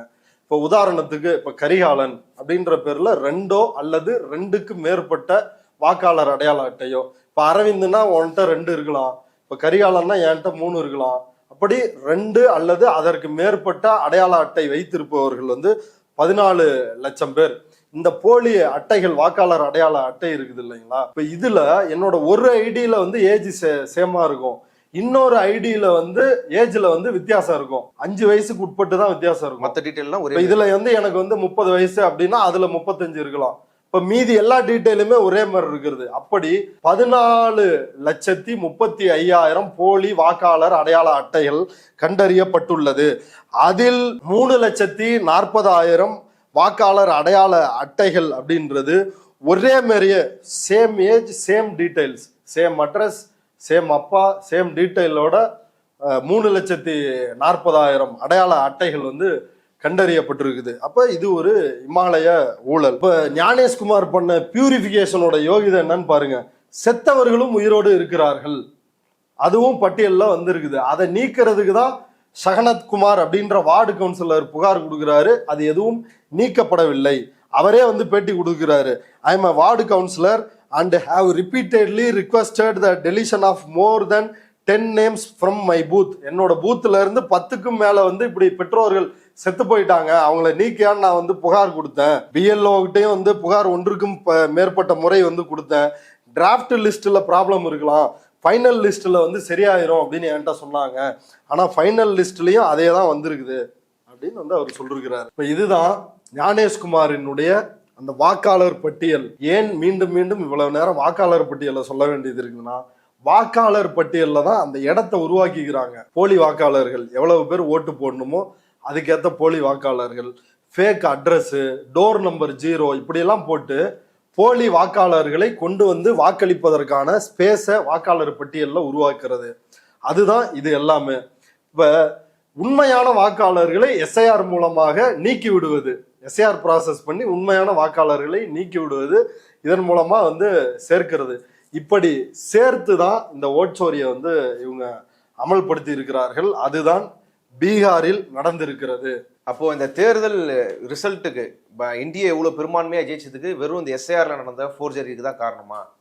மக்கள் வந்து அந்த அப்படி ஒரு வெற்றியை இல்ல என்டிஏல வரணும்ன்றத கொஞ்சம் கூட விரும்பலையா? அப்படி இல்லாத போது ஒரு ப்ரொஜெக்ஷனை கொடுத்துரும்னு நினைக்கிறீங்க? இல்ல இன்னொரு கூடுதலான காரணத்தையும் பார்க்க வேண்டியது இருக்குது. அதாவது ஓட்சோரி அப்படின்றது என்னன்னா, அது ஒரு பேக்கேஜ் மாதிரி. தேர்தலுக்கு முன்னாடி, தேர்தலுக்கு பின்னாடி, தேர்தலின் போது அப்படின்ற இந்த விஷயங்கள்லாம் ஓட்சோரியில நம்ம புரிஞ்சுக்க வேண்டியது இருக்குது. எப்படி வாக்காளர் பட்டியலில் மோசடி நடந்திருக்குது அப்படின்றதுதான் இவ்வளவு நேரம் வந்து நம்ம பார்த்தோம். இப்ப இதுல இன்னொரு வேலையை வந்து செய்யறாங்க. தேர்தலுக்கு முன்னாடி என்னன்னா, நவம்பர் 6ஆம் தேதி ஒரு கட்ட வாக்குப்பதிவு, நவம்பர் 11ஆம் தேதி 2ஆம் கட்ட வாக்குப்பதிவுன்னு 2 கட்டமா நடக்குது. அதுல நவம்பர் 3ஆம் தேதி ஹரியானாவில் இருந்து 4 சிறப்பு ரயில்களை பீகாருக்கு இயக்குறாங்க. ஹரியானாவில் இருக்கிற டெக்ஸ்டைல் சிட்டிஸ்ல வந்து பீகார் தொழிலாளர்கள் போய் புலம்பெயர்ந்து ஹரியானா மாநிலத்தில் வேலை செய்து கொண்டிருக்கிறார்கள். அவர்களை ஹரியானாவினுடைய அவர்கள் வேலை செய்கிற பல்வேறு முக்கிய நகரங்களில் இருந்து 4 ரயில்கள் மூலமாக பீகாருக்கு கொண்டு வர்றாங்க. அதுலயும் ஊடகங்கள் அதை போய் ஆய்வு செஞ்சு ரிப்போர்ட் பண்ணிருக்கிறாங்க. இந்த அவங்க வந்து லீவ் போட்டு வந்திருக்கிறாங்கல்ல, 6ஆம் தேதி தான் எலெக்ஷனு, 11ஆம் தேதி தான் எலெக்ஷன் வந்து முடியுது. 6வது ஒரு ஃபேஸ், 11ஆம் தேதி ஒரு ஃபேஸ்ன்னு 2 ஃபேஸா நடக்குதுல்ல. இப்போ அது வரைக்கும் அவங்க வந்து இருக்கணும்ல. அந்த விடுமுறை நாட்கள்ல இப்ப ட்ரெயினும் மொத்தமா வந்து பிஜேபி வந்து புக் பண்ணிடுவான். அதாவது கபில் சிபிலும் ஆர்ஜேடி எம்பியும் தான் இந்த குற்றச்சாட்டை வைக்கிறாங்க. அவங்க என்ன சொல்றாங்கன்னா, ஹரியானா முதல்வர், பாஜக முதல்வர், அவர் தான் இந்த அரசாங்கத்தையே திருடி வந்திருக்கிறாருல்ல, நயாப் சிங் சைனி, அவரும் மாநில பாஜக தலைவரும், இவர்கள் 2 பேரும் சேர்ந்து இந்த அஸ்வினி வைஷ்ணவ் மூலமா, ஒன்றிய ரயில்வே துறை அமைச்சரின் மூலமாக இந்த ஸ்பெஷல் ட்ரெயினை புக் பண்ணி இதுக்கான கட்டணத்தை முழுக்க ஒன்றிய அரசுக்கு அவர்கள் வந்து பார்த்துக்கிட்டதோட மட்டும் இல்லாம, அதாவது டிக்கெட்டு, ஸ்பெஷல் ட்ரெயினை விட்டு டிக்கெட் இல்லாம அந்த டிக்கெட்டையும் பாஜகவே எடுத்து அவங்களுக்கு சாப்பாடு போட்டு அவங்கள பாஜக கூப்பிட்டு வந்திருக்கிறாங்க. இதெல்லாம் கற்பனையா சொல்லல, நம்ம சுபைர் இருக்காருல்ல, இதை ஆதாரத்தோட வெளியிட்டு இருக்கிறாரு. அந்த ட்ரெயின்ல ஆர்கனைஸ் பண்ண பிஜேபிக்கார குல்லா போட்டுக்கிட்டு, காவி குல்லா போட்டுக்கிட்டு வந்து நிக்கிறான். இங்க பாருங்க, இவங்கெல்லாம் வந்து நம்ம தொண்டர்கள், பீகார் எலெக்ஷனுக்காக வந்து நாங்க வந்து கூட்டு போறோம் அப்படின்னு வீடியோவே அவனே வெளியிட்டு இருக்கிறான். அந்த வீடியோவை நம்ம பத்திரிகையாளர் சுபைர், பொய் செய்திகளை கண்டறிகின்ற அந்த சுபைர் வந்து அம்பலப்படுத்தி இருக்கிறார். அந்த வீடியோவே எடுத்து போட்டிருக்கிறார். அப்படி வந்து செஞ்சிருக்கிறாங்க. அப்படி ஒரு 6000 பேரை கூட்டு வந்திருக்கிறாங்க. இங்க கூட்டு வந்த அத்தனை நாள் இங்க ஒரு வாரம் இங்க தங்கணும்ல, 2 ஃபேஸ் எலெக்ஷன்லயும் ஓட்டு போடணும்ல. அப்போ அங்க அவன் வேலை செஞ்சுட்டு இருக்கிற டைமை விட்டுட்டு வர முடியாதுல்ல. தீபாவளி முடிஞ்சிருச்சு, இப்ப அவன் வந்து வேலை அங்க வந்து செஞ்சுட்டு இருக்கிறான். தீபாவளி லீவுக்கு வர முடியும். தீபாவளி முடிஞ்சு அவனா லீவு கொடுப்பானா? அதுவும் சாதாரண உடல் உழைப்பு தொழிலாளர்களுக்கு தர மாட்டாங்க. அப்ப என்ன நடந்திருக்குதுன்னா, அங்க இருக்கின்ற முதலாளிகளிடம் அவங்கள்ட்ட இவங்க 4 நாள் லீவு போட்ட நாட்களுக்கு லீவும் தரணும், லீவு போட்ட நாளுக்கு சம்பளமும் தரணும், ஒருத்தரை கூட இந்த லீவு காரணத்திற்காக வேலையை விட்டு நீக்க கூடாது அப்படின்னு அங்க ஃபீல்டுல ஒர்க் பண்ணிட்டு இங்க ட்ரெயின் மூலமா கூப்பிட்டு வந்து ஒரு 6000 பேரை பீகாருக்கு கொண்டு வந்திருக்கிறாங்க. இது ஒரு புறம். எலக்ட்ரோரல் இந்த லிஸ்ட் ஒரு புறம், இந்த மாதிரி ஃபேக்கான இது ஒரு புறம். இன்னொன்னு தான் வந்து பீகாரினுடைய மக்கள், அவர்களும் கணிசமாக பாஜகவிற்கு வாக்களித்திருக்கிறார்கள் அப்படின்ற ஒரு தரமும் இருக்குது. அதாவது எப்பயுமே ஒரு 20,000 15,000 இந்த வாக்கு இடைவெளியில தான் வந்து வெற்றி தோல்வி அப்படின்றது தீர்மானிக்கப்படுகிறது. இன்னும் பீகார் அல்லது பாஜக ஆட்சிக்கு வந்த பிறகு 5000 வாக்குகளுக்குள்ளதான் வெற்றி தோல்வி தீர்மானிக்கப்படுது. எஸ்ஐஆர் மூலமா தான் நீங்க இங்க 30,000 40,000 20,000ன்னு வந்து எல்லாமே பல ஆயிரங்களில் 2 10,000ங்களுக்கு மேலதான் நீக்கிற நடவடிக்கையே செய்யறாங்க. அப்படி பெயர்களை வந்து நீக்கிடுறாங்க. நீக்கி அந்த வெற்றிக்கான மார்ஜனை வந்து குறைச்சிட்டு இந்த இவங்களே போலியா வைக்கிற வாக்காளர்களை வச்சுதான் உள்ள பட்டியலில் சேர்க்கப்பட்ட வாக்காளர்களை வச்சுதான் அந்த வாக்குகளை வந்து போடுறாங்க. இன்னொரு புறம் இப்ப மீதமுள்ள பாஜகவுக்குன்னு ஒரு மக்கள் அடித்தளம் இருக்குது இல்ல, உண்மையிலேயே ஒரு மக்கள் அடித்தளம் இருக்குது. அப்படி அவங்களும் வந்து மக்களும் குறிப்பிட்ட சதவீதமான பேர் இவர்களுடைய தில்லாலங்கடி வேலைக்கு ஏமாந்திருக்கிறார்கள். எப்படி ஏமாந்திருக்கிறாங்க அப்படின்னா, அதுதான் அந்த முதலமைச்சரின் பெண்கள் வேலைவாய்ப்பு திட்டம் அப்படின்ற அந்த யோஜனா மூலமாக இவங்க பண்ண இன்னொரு ஓட்சோரி. அதாவது தேர்தல் அக்டோபர் 6ஆம் தேதி அறிவிக்கப்படுது பீகார்ல. ஆனா அக்டோபர் 7ஆம் தேதி வரைக்கும் பெண்களோட அக்கௌண்ட்ல வந்து 10,000 ரூபாய் வந்து போடுறாங்க. இப்ப தெலுங்கானா கவர்மெண்ட் இந்த மாதிரி ஒரு ஸ்கீம் ஏற்கனவே தேர்தலுக்கு 2 ஆண்டுக்கு முன்னாடி அமல்படுத்திக்கிட்டு இருந்த ஒரு ஸ்கீமை தேர்தலின் போது பண்ணக்கூடாது அப்படின்னு தேர்தல் ஆணையம் நிறுத்தி வச்சுது. ஏன்னா தேர்தல் நடைமுறை விதிகள் வந்து அமலுக்கு வந்துருச்சு, இனி நீங்க எந்த சிறப்பு திட்டங்களையும் நடைமுறைப்படுத்தக்கூடாது அப்படின்னு வந்து சொன்னாங்க. ஆனா இங்க வந்து என்ன நடந்திருக்குதுன்னா, தேர்தல் தேதி அறிவிக்கப்பட்ட மறுநாளும் பெண்கள் வங்கி கணக்கில் 10,000 ரூபாயை வந்து போட்டுக்கிட்டு இருந்திருக்கிறாங்க. அதாவது ஒரு திட்டத்தையே வந்து இதுக்காக வந்து உருவாக்கி இருக்கிறாங்க. அதாவது 2025 ஆகஸ்ட் 29ஆம் தேதி அன்னைக்கு நிதிஷ்குமார் பாஜக கூட்டணி அரசாங்கம் ஒரு திட்டத்துக்கு வந்து அப்ரூவல் கொடுக்குறாங்க. அந்த திட்டம் என்னன்னா, முதலமைச்சரின் பெண்கள் வேலைவாய்ப்புக்கான திட்டம் அப்படின்னு ஒரு திட்டத்தை கொண்டு வராங்க. அந்த திட்டம் என்னன்னா, முதல் தவணையாக ஒரு ஊக்கத்தொகை அல்லது ஒரு நன்கொடை, அது மாதிரி தொழில் தொடங்குவதற்கு ஒரு 10,000 ரூபாயை பெண்களுக்கு அரசாங்கமே வழங்கும் அப்படின்னு வந்து அறிவிக்கிறாங்க. அதில் சிறப்பாக செயல்படுபவர்களுக்கு, அதுல சிறந்த ரிசல்ட்டை தொழில் முனைவோரா வர்றவங்களுக்கு 2 லட்சம் ரூபாயை வந்து அரசு இந்த ரிசல்ட், இந்த 10,000 ரூபாய் என்ன அவுட்புட் வருதோ அதை வந்து நாங்க அனலைஸ் பண்ணி மேலும் 2 லட்சம் ரூபாயை பெண்களுக்கு தந்து அவங்கள வந்து நாங்க தொழில் முனைவோராக நாங்கள் மாற்றுவோம் அப்படின்றதுதான் இந்த ஸ்கீம். அதாவது பீகார் ரூரல் லைவ்லிஹுட்ஸ் ப்ராஜெக்ட் அப்படின்னு வந்து அந்த ப்ராஜெக்ட் கீழே தான் வந்து இதை வந்து நடைமுறைப்படுத்துறாங்க. அந்த ப்ராஜெக்ட் என்ன அப்படின்னு நம்ம வந்து ஆய்வு செஞ்சு பார்த்தா, 2007 நிதிஷ்குமார் 2005 பீகாருக்கு ஆட்சிக்கு வருகிறார். வந்த உடனே அவர் 2007 இருந்து உலக வங்கியோட சேர்ந்து இந்த ப்ராஜெக்ட, இந்த பீகார் ஊரக பகுதிகளில் கிராமப்புற பகுதிகளில் இருக்கின்ற பெண்களை முன்னேற்றுவதற்கான இந்த ப்ராஜெக்ட வந்து தொடங்க ஆரம்பிக்கிறாங்க உலக வங்கியினுடைய கடன் காரணமா. அப்ப இந்த திட்டத்துல 1,40,00,000 பெண்கள் வந்து இருக்கிறாங்க. 1,40,00,000 பெண்கள்னா 1,40,00,000 குடும்பங்கள் வந்து அந்த ஸ்கீம்ல வந்து இருக்கிறாங்க. அதாவது மகளிர் சுய உதவி குழுக்கள், இந்த ப்ராஜெக்ட் கீழே செல்ஃப் ஹெல்ப் குரூப்ஸ் அதை உருவாக்கி இருக்கிறாங்க, சுய உதவி குழுக்கள். அந்த குழுக்கள்ல எவ்வளவு பெண்கள்னா 1,40,00,000 பெண்கள் வந்து இருக்கிறாங்க. இப்ப இந்த 1,40,00,000ன்றது வந்து 2007 இருந்து ஒரு திட்டத்தின் கீழ் இந்த பெண்களை அணிதிரட்டி வைத்திருக்கிறார்கள். அந்த திட்டத்தின் கீழ் தான் 1,40,00,000 பெண்களுக்கும் அவங்களுடைய வங்கி கணக்கில் நேரடியாக 10,000 ரூபாய் செலுத்தப்படும் அப்படின்னு ஆகஸ்ட் 29ஆம் தேதி அமைச்சரவை ஒப்புதல் கொடுக்குது. நிதிஷ்குமார் அறிவிக்கிறாரு. செப்டம்பர் 26ஆம் தேதி அன்னைக்கு வந்து மோடி அந்த திட்டத்தை தொடங்கி வைக்கிறார். முதல் கட்டமாக 75 லட்சம் பெண்களுக்கு 10,000 ரூபாய் அவங்களுடைய வங்கி கணக்கில் வந்து செலுத்தப்படுகிறது. அடுத்து வந்து அக்டோபர் 3ஆம் தேதி அன்னைக்கு வந்து இன்னொரு 25 லட்சம் பெண்களுக்கு 10,000 ரூபாய் செலுத்தப்படுகிறது. அதற்கடுத்து அக்டோபர் 6 மற்றும் 7 கடைசி 3வது கட்டமாக மீதமுள்ள பெண்களுக்கு 1,40,00,000 பெண்களுக்கும் வந்து அவங்களுக்கு 10,000 போட்டிருக்கிறாங்க. அதாவது ஓட்சோரி அங்கிருந்து தொடங்குது. ஓட்சோரி அங்கிருந்து தொடங்கி இது நிதிஷ்குமார் பேர் மட்டும் கிடைச்சிடக்கூடாது, நம்ம பேரும் இருக்கணும்னு செப்டம்பர் 26ஆம் தேதி அன்னைக்கு ஒரு பிரஸ் ரிலீஸ் வந்து மோடி அரசு கொடுக்குறாங்க. அந்த பிரஸ் ரிலீஸ் என்ன தெரியுங்களா? மோடியே உங்க அக்கௌண்ட்ல வந்து இந்த பணத்தை டிரான்ஸ்பர் பண்றாரு அப்படின்னு பிரஸ் ரிலீஸ் வந்து கொடுக்குறாங்க. அதாவது நிதிஷ்குமார் நீ ஏதாவது பல்ட்டி கில்ட்டி போட்டாலும் லாக்கில் இருக்கணும் அப்படின்றதுக்காக மக்கள்கிட்ட காட்டணும்னு மோடிஜி சொல்லி இவர் வந்து நிதிஷ்குமார் கொடுத்துருக்கிறாரு. மோடிஜி பாக்கெட்ல இருந்துதான் இந்த 10,000 ரூபாயை நேரடியா உங்க அக்கௌண்ட்ல போட்டிருக்கிறாரு அப்படின்னு மக்களிடம் பதிவாக வேண்டும் என்பதற்காக இந்த திட்டத்தின் மூலமாக 10,000 ரூபாய், யோசிச்சு பாருங்க, 1,40,00,000 பெண்கள், குடும்ப தலைவிகள், 18 வயதிற்கு மேற்பட்டவர்கள், அவங்க குடும்பத்துல 3 பேர்னா கூட எவ்வளவு ஆச்சு? 1 கோடியில 3 கோடி ஓட்டு ஆச்சு. இதுல மொத்த பதிவான வாக்குகளே எவ்வளவுன்னா 5 கோடியே 22 லட்சம் வாக்குகள். அதுல கிட்டத்தட்ட பாதிக்கும் மேற்பட்ட வாக்குகளை இந்த 10,000 ரூபாய் கொடுக்குற இந்த ஸ்கீம் மூலமா வந்து புடிச்சிட்டாங்க. சோ ஓட்சோரி அப்படின்றது வந்து இப்படி நைச்சியமான ஒரு திட்டம், ஒரு வலை. அது எப்படின்னா வெறும் 10,000 ரூபாயோட நிக்கல. இப்ப 10,000, எலெக்ஷனுக்கு முன்னாடி 10,000, எலெக்ஷன் முடிஞ்சதுன்னா நீங்க இந்த 10,000 ரூபாய வச்சு எந்த அளவுக்கு தொழில் தொடங்க இருக்கிறீங்கன்னு பார்த்து 2 லட்சம் ரூபாய் தர்றோம். அங்க பிரச்சாரத்தினுடைய அடிநாதமாகவே 2 லட்சம் ரூபாய் தான். மோடி முதல்ல எப்படி ஆட்சிக்கு வந்தாரு, மித்ரோ ஓட்டு போடு, உனக்கு 15 லட்சம் அக்கௌண்ட்ல போடுறேன், மீட்டுக்கிட்டு வந்து அப்படின்னாரு. யாரும் நம்பல. அப்ப நம்ப வைக்கணும்னா என்ன பண்ணும்?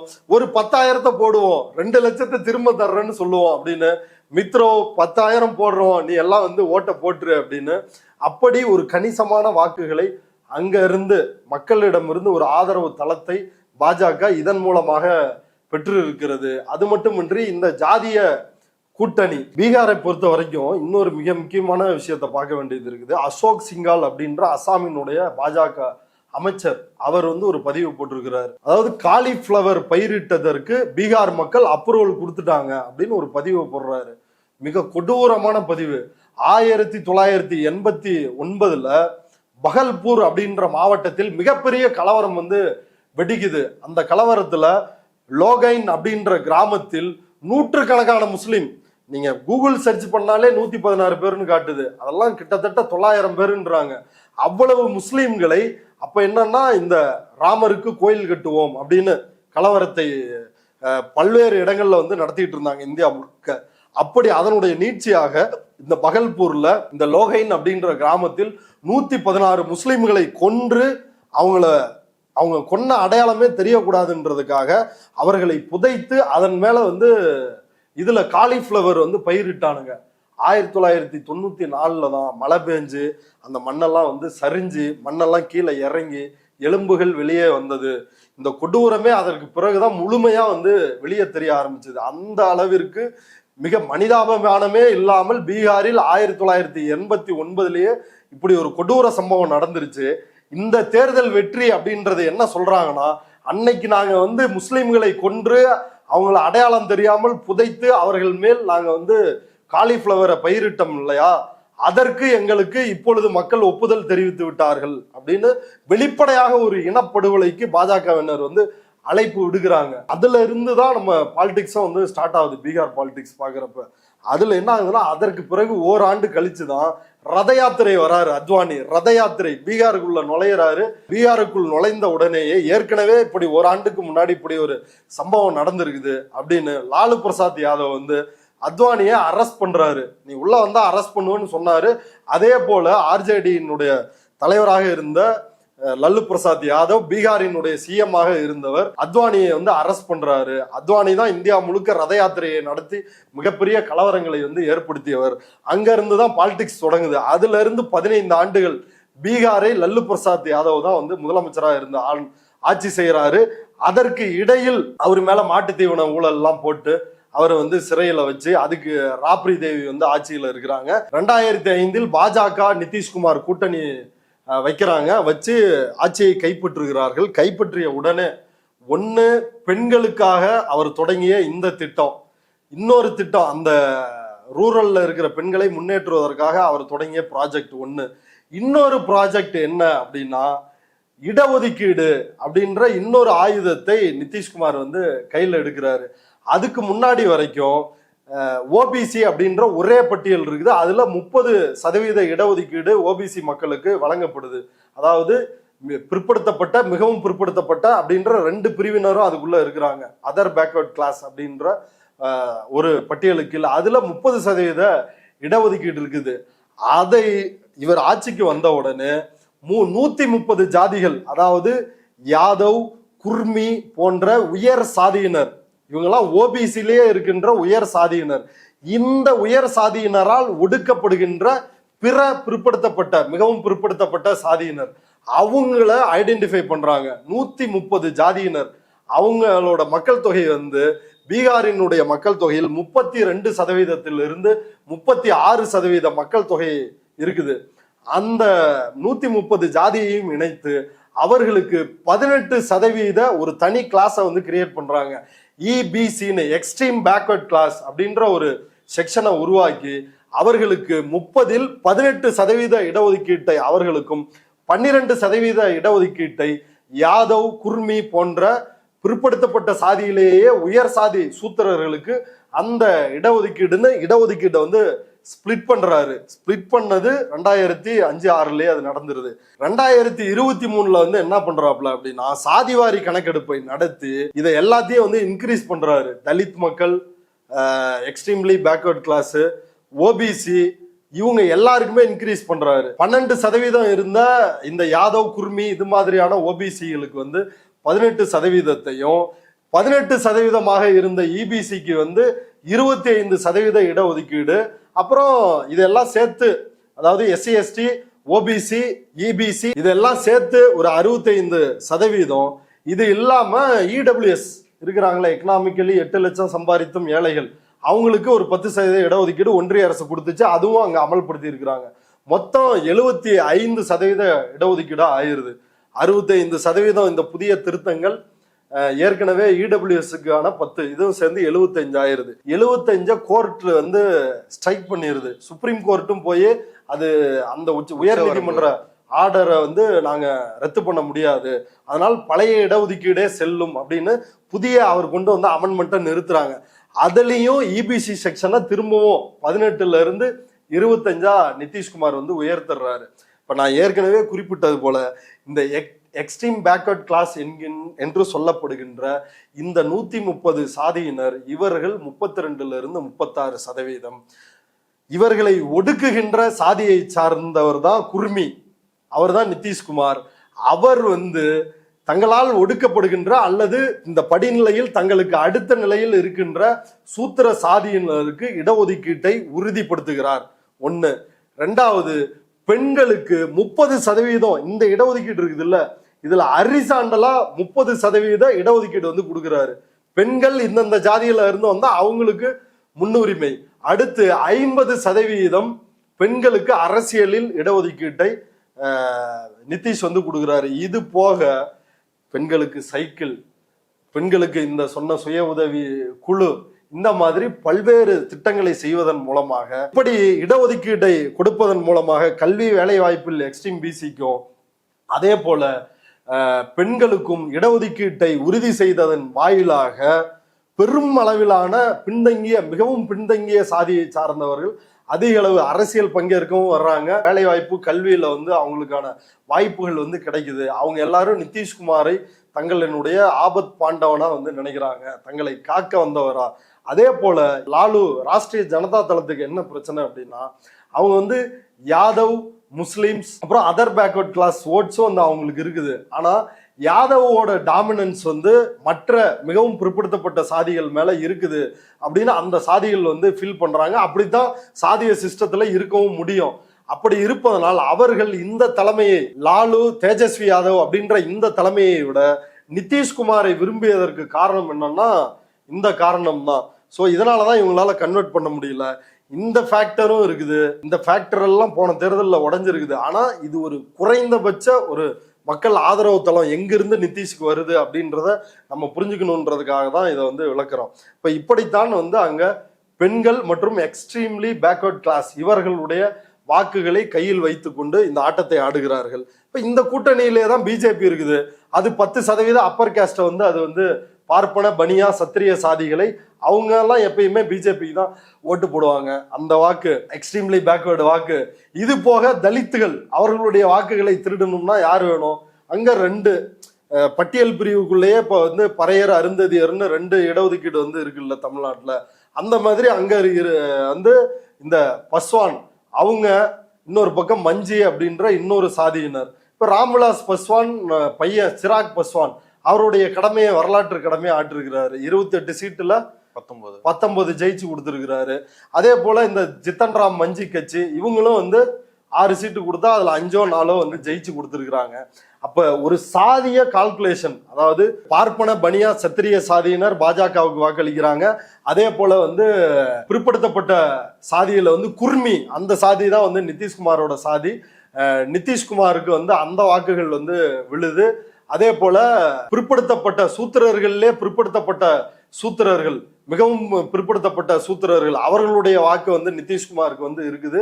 இதற்கு பிறகு தலித்துகளுடைய வாக்குகளையும் செக்யூர் பண்ணி கொண்டு வந்து கொடுக்கறதுக்கு வந்து பஸ்வானும் ஜித்தன் ராம் மஞ்சியும் வந்து வேலை செஞ்சிருக்கிறாங்க. இப்படி டோட்டலா ஜாதி கால்குலேஷனுக்கு ஏத்த மாதிரி ஒரு கூட்டணி, ஓட்சோரி, SIR இப்படி எல்லாம் சேர்ந்துதான் இந்த பீகாரினுடைய வெற்றி தோல்வி, மீண்டும் பாஜக அப்படின்றது ஆட்சிக்கு வந்திருக்கிறது. இப்ப இதுல பாத்தீங்கன்னா இந்தியா கூட்டணி, அதுல வந்து இந்த பார்ப்பன பனியா சத்திரிய உயர்சாதிகளுடைய வாக்கு இவங்களுக்கு வரப்போறது இல்ல. தேஜஸ்வி இந்த இந்தியா கூட்டணிக்கு வரப்போறது இல்ல.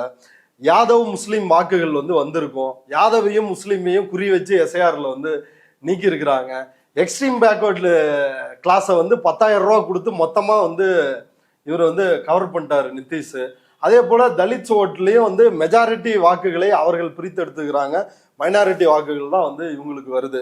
இப்ப இதன் மூலமாகத்தான் இப்படித்தான் இந்த தேர்தல் வெற்றியை பாஜக தேர்தலை திருடி இருக்கிறார்கள், பீகாரை திருடி இருக்கிறார்கள். இது இதோட நிக்க போறதில்ல. தமிழ்நாட்டில், கேரளாவில், மேற்கு வங்காளத்தில் இப்ப செகண்ட் ஃபேஸ் SIR இருக்குது இல்ல, அதுல மிகப்பெரிய சவாலாவே அவங்க பாக்குற விஷயம் அப்படின்றது என்னன்னா கேரளா, தமிழ்நாடு, வெஸ்ட் பெங்கால். ஏன்னா மற்ற மாநிலங்களில் எல்லாம் பாஜக ஆட்சியோ பாஜகவினுடைய கூட்டணி ஆட்சியோ தான் நடைபெறுகிறது. இந்த 3 மாநிலங்களில் தான் பாஜக எதிர்ப்பு அப்படின்றது ஒரு பொலிட்டிக்கலா தீவிரமா முன்வைக்கிறாங்க. இப்ப இதையும் இந்த SIR வந்து டீல் பண்ணும்னு நினைக்கிறேன். இப்ப பீகாரை பொறுத்த வரைக்கும் பார்க்க வேண்டிய விஷயம் என்னன்னா 90,000 பூத் இருக்குது, வாக்குச்சாவடிகள், வாக்கு பதிவு செய்யறது 243 தொகுதிகளில். பூத் ஏஜென்ட் அங்க மற்ற மாநிலங்கள்ல இல்ல. கர்நாடகாவிலையும் காங்கிரஸுக்கு வந்து ஒரு முறையான கீழ்நிலையில வரைக்கும் கட்டமைப்போ பூத் ஏஜென்ட்டோ இதெல்லாம் கிடையாது. மகாராஷ்டிராவிலையும் அந்த மாதிரி ப்ராப்ளம் இருக்குது, பீகார்லயும் அந்த மாதிரி ப்ராப்ளம் இருக்குது. நம்மளே வந்து ஃபீல்டுல பார்த்தோம், பெரும்பாலும் RJD காரங்க தான் வந்து பூத் ஏஜென்ட் வந்து இருந்தாங்க. இப்ப அதன் அடிப்படையில பார்த்தா பீகாரோட நிலவரத்தை பாக்குறப்ப பாஜகவிற்கு 51,960 பூத் ஏஜென்ட் இருக்கிறாங்க.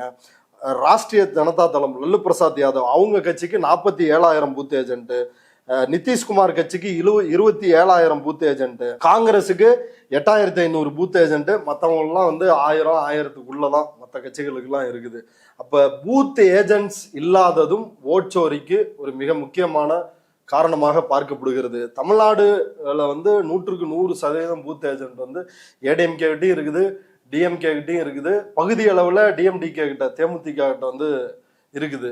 இங்க அந்த மாதிரி நடந்துட முடியுமா அப்படின்றது வந்து பொறுத்திருந்து பார்த்தா தான் தெரியும். பிஜேபி இந்த தேர்தலில் பல முனைகள்ல ஓட்சோரியை வந்து நடத்தி இருக்கிறாங்க. அதுல அது யாருடைய தயவால் அங்க வந்து ஆட்சியை பிடித்திருக்கிறார்கள், அதிக எண்ணிக்கையில் வெற்றி பெற்று இருக்கிறது பாஜக அப்படின்னா அது நிதிஷ்குமார் இவர்கள் மீது ஏறி சவாரி செஞ்சுதான் வந்து பாஜக இந்த இடத்தை பிடித்திருக்கிறது. அதாவது நம்மிடையே உள்ளவர்களே, அவர்களே எப்படி ராவணனுக்கு அவன் தம்பி விபீஷணன் வந்து காட்டி கொடுத்து கைக்கூலியா மாறினானோ, அதே போல நிதிஷ்குமார் இடஒதுக்கீடு அரசியல் இதுவெல்லாம் பேசி வளர்ந்தவர். JP மூவ்மெண்ட், பீகாரினுடைய சோசியலிச இயக்கங்களுடைய தாக்கம், அப்புறம் சமூக நீதி அரசியல், இப்படியெல்லாம் வந்த நிதிஷ்குமார் முழுக்க முழுக்க பாஜகவினுடைய ஒரு கைக்கூலியாக மாறி இந்த நாட்டினுடைய பெரும்பான்மையான உழைக்கும் மக்களை வந்து காட்டி கொடுத்தார். எப்படின்னா ஒன்றியத்தில் பாஜக ஆட்சி அமைவதற்கு பாஜகவிற்கு இருக்கின்ற 2 ஊன்றுகோள்களில் ஒருத்தர் நாயுடு, இன்னொருத்தர் வந்து நிதிஷ்குமார். அதுல நிதிஷ்குமார் அந்த ரோலை வந்து ஆற்றினாரு. இப்ப பாஜக பீகாரில் வெல்வதற்கு, பீகாரில் தளம் அமைத்து பாஜக அடுத்த ஆட்சியை பிடிப்பதற்கு அவர் வந்து வளைஞ்சு கொடுத்து, சவாரிக்கு வந்து குனிஞ்சு கொடுத்து, சொந்த பீகார் உழைக்கும் மக்களை வந்து காட்டி கொடுத்திருக்கிறார். இப்ப தமிழ்நாட்டிலேயே SIR நம்ம வந்து அப்படிதான் பார்க்க வேண்டியது இருக்குது. திமுக இந்தியா கூட்டணி அதை வந்து எதிர்க்கிறாங்க. அப்படியே நீங்க இந்த ப்ராசஸை செய்யறதா இருந்தாலும் அது குறைந்தபட்சம் ஓராண்டாவது ஆகும். நீங்க எப்படி இவ்வளவு பெரிய ப்ராசஸை வந்து ஒரே மாசத்துல முடிக்க முடியும் அப்படின்றாங்க.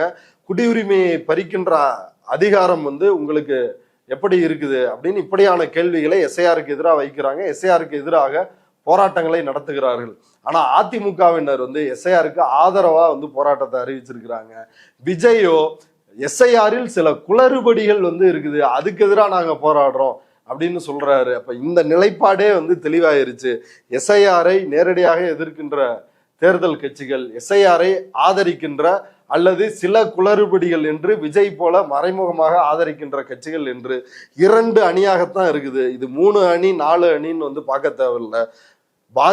பாஜக எதிர்ப்பான இந்தியா கூட்டணி. இப்ப இதை தான் வந்து மக்கள் புரிஞ்சுக்கணும். இதுல யாரை ஆதரிக்க வேண்டும், யாரை வீழ்த்த வேண்டும் அப்படின்றதுல உறுதியாக இருக்க வேண்டும். அதாவது வரலாற்றுல மிக முக்கியமா சீர்தூக்கி பார்க்க வேண்டிய ஒரு விஷயம் இருக்குது. ஜூன் 12, 1975 இந்திய வரலாற்றில் மிக முக்கியமான நாள். அன்னைக்கு என்ன நடந்துச்சுன்னா, ராஜ் நாராயணன் அப்படின்ற சம்யுக்த சோசலிஸ்ட் கட்சியினுடைய வேட்பாளர் அவர் வந்து ரேபரேலி தொகுதியில் வந்து போட்டியிடுறார். அவர் யாரை எதிர்த்து போட்டிடுறார் அப்படின்னா, இந்திரா காந்தி, அம்மையார் இந்திரா காந்தி அவங்க வந்து பிரதமரா இருக்கிறாங்க. அவர்களை எதிர்த்து போட்டியிட்டு அந்த தேர்தலில் தோல்வியை வந்து சந்திக்கிறார். அவர் வந்து ஒரு வழக்கு தொடுக்கிறார். என்ன வழக்குனா, முறைகேடாக அரசு அதிகாரிகளை தேர்தலுக்கு இந்திரா காந்தி பயன்படுத்தி விட்டார். தேர்தல் முகவராகவும் பயன்படுத்தி இருக்கிறார். தேர்தல் பிரச்சாரத்திலையும் அரசு அதிகாரிகளை பயன்படுத்தி விட்டார். இது வந்து கோட் ஆஃப் கான்டாக்ட், அதுக்கு வந்து எதிரானது, தேர்தல் நடத்தை விதிமுறைகளுக்கு எதிரானது. அதனால் இந்திரா காந்தியினுடைய எம்பி பதவியை பறிக்க வேண்டும் அப்படின்னு அவர் போடுற வழக்கு. அந்த வழக்கில தான் ஜூன் 12, 1975 அன்றைக்கு வந்து தீர்ப்பு வருது. என்ன தீர்ப்பு வருதுன்னா, இந்திரா காந்தியினுடைய வெற்றி செல்லாது அப்படின்னு இவர் வழக்குல வந்து ஜெயிக்கிறாரு. ஒரு மிகப்பெரிய டர்னிங் பாயிண்ட் இந்தியாவில். அது எமர்ஜென்சியா எதனால வந்துச்சுன்னா, இம்மிடியட் ரீசன் வந்து இதுதான். இந்திரா காந்தி பிரதமரா இருக்கிறாங்க, அவங்களுடைய எம்பி பதவியை வந்து பதவி நீக்கம் செஞ்சுட்டாரு அலகாபாத் உயர்நீதிமன்ற நீதிபதி. உடனடியா அவங்க மேல்முறையீடு செய்யறாங்க. அவங்க பதவி நீக்கத்தை வந்து உறுதிப்படுத்தல உச்சநீதிமன்றம். ஆனா உச்சநீதிமன்றம் என்ன பண்ணுதுன்னா, இவங்க அவைக்கு போகலாம், இவங்க வந்து வாதிடலாம், பிரதமராக இருக்கலாம், எம்பியாக இருக்கலாம், ஆனா மசோதாவிற்கு ஓட்டு போட முடியாது அவங்க அப்படின்ற ஒரு உத்தரவை உச்சநீதிமன்ற நீதிபதியாக இருந்த BR கிருஷ்ணய்யர் வந்து போடுறாரு. ஸோ இப்படிப்பட்ட சூழல்ல தான் ஜூன் 12 இப்படி ஒரு உத்தரவு வருகிறது. ஜூன் 25 இந்தியாவில் எமர்ஜென்சி அறிவிக்கப்படுகிறது. அப்ப என்ன காரணம்? அதாவது இந்திரா காந்தியினுடைய அலுவலகத்தில் வேலை செய்த ஒரு அதிகாரி, யஷ்பால் கபூர் அப்படின்ற ஒரு அதிகாரி, அவங்க பிரதமர் அலுவலகத்தில் வேலை செய்யறாரு. அந்த அதிகாரி தேர்தல் நான் வந்து ராஜினாமா பண்ண போறேன் அப்படின்னு ஒரு ரெசிக்னேஷன் லெட்டரை வந்து கொடுக்குறாரு. கொடுத்துட்டு அவர் வந்து தேர்தல் ஏஜென்ட்டா வந்து பிப்ரவரியில தான் வந்து தேர்தல் முகவரா வந்து இந்திரா காந்திக்கு மாறுகிறார். அபிஷியலா தேர்தல் ஆணையத்துல எலெக்ஷன் ஏஜென்ட்டா இவங்களுக்கு இருக்க போறேன் அப்படின்னு சொல்லுவாங்க இல்லையா. அப்படி தேர்தல் ஆணையத்தில் பிப்ரவரி 7, 8 நினைக்கிறேன் தேதி, மறந்துருச்சு. அந்த தேதியில தான் வந்து அவர் ஆறாரு. ஜனவரி 20 தேதிகளுக்கு மேலதான் அவர் ரெசிக்னேஷன் கொடுக்குறாரு. அது உடனடியா வந்து அப்ரூவ் பண்றாங்க ஒரு வாரம் 4 நாளைக்குள்ள. பிப்ரவரியில் அவர் தேர்தல் முகவராக மாறுகிறார். அவர் தான் ராஜினாமா கடிதம் கொடுத்துட்டாருல்ல, அவர் வந்து மாரல் கோட் ஆஃப் கண்டக்டுக்குள்ள வராது இல்லை. ஆனா எதை காரணமாக அவர்கள் எடுத்துக்கிட்டாங்கன்னா, ஜனவரி 7 அவர் ஒரு பொதுக்கூட்டத்தில் இந்திரா காந்தியை ஆதரித்து பிரச்சாரம் செய்திருக்கிறார். அதாவது ஒரு கூட்டத்தில் இந்திரா காந்திக்கு ஆதரவாக பிரச்சாரம் அவர் வந்து செஞ்சுட்டாரு, ராஜினாமா லெட்டர் கொடுக்கறதுக்கு முன்னாடியே செஞ்சிருக்கிறார் அப்படின்ற ஆதாரத்தை அவர் காட்டியதனால் கரப்ட் பிராக்டிஸ் இன் எலெக்ஷன் அப்படின்ற செக்ஷன் படி மக்கள் பிரதிநிதித்துவ சட்டம் 1951 பிரிவு 123 விதி 7 அதன் கீழே வந்து பதவி நீக்கம் செய்யறாங்க. அதாவது தேர்தல் கூட்டத்தில் அரசு ஊழியராக இருப்பவர் இந்திரா காந்திக்காக வந்து பிரச்சாரம் செய்தார் அப்படின்ற காரணத்திற்காக. ஆனா இங்க என்ன நடந்துட்டு இருக்குது, மோடியினுடைய காலத்தில் அப்படின்னு செஞ்சாருன்னு பதவியை நீக்கிட்டாங்க. பிரதமரா இருந்தாங்க இந்திரா காந்தி, அதுக்கு பிறகு எமர்ஜென்சி வருது. ஆனா இங்க என்ன நடக்குது அப்படின்னா, ஒரு தேர்தல் ஆணையமே, தேர்தல் ஆணையம், ரயில்வே துறை, ரயில் விடுது, எல்லாரும் சேர்ந்து வெற்றி பெற்றுறாங்க, ஒரு தேர்தலை ஹைஜாக் பண்றாங்க. இதை நீதிமன்றம் வேடிக்கை பார்த்து கொண்டு இருக்கிறது என்றால் இந்த நீதிமன்றத்தின் யோகிதை என்ன அப்படின்றத மக்கள் புரிந்து கொள்ள வேண்டும். இவ்வளவு நேரம் SIR மூலம் பீகார் தேர்தல் எலெக்ஷன்ல எவ்வளவு பெரிய தாக்கத்தை வந்து ஏற்படுத்தியிருக்காங்கன்றதையும், நிதிஷ்குமார் இத்தனை வருஷமா எப்படி முதல்வராக இருந்துட்டு வராரு, மக்கள் மத்தியில எப்படி குறிப்பான செக்ஷன்ஸ் கிட்ட இருந்து ஆதரவை திரட்டிட்டு வராரு அப்படின்ற விவரங்களையும், ஏன் இந்தியா கூட்டணி வந்து இந்த வெற்றியை பெற முடியல, இவ்வளவு பெரிய தோல்விக்கு எடுத்துட்டு போயிட்டு இருக்காங்க, அவங்க கிட்ட இருக்கிற பலவீனம் என்ன அப்படின்றதெல்லாம் விரிவா இவ்வளவு நேரம் நேயர்களுக்காக சொன்னதுக்கு நன்றி. நன்றி அரவிந்த்.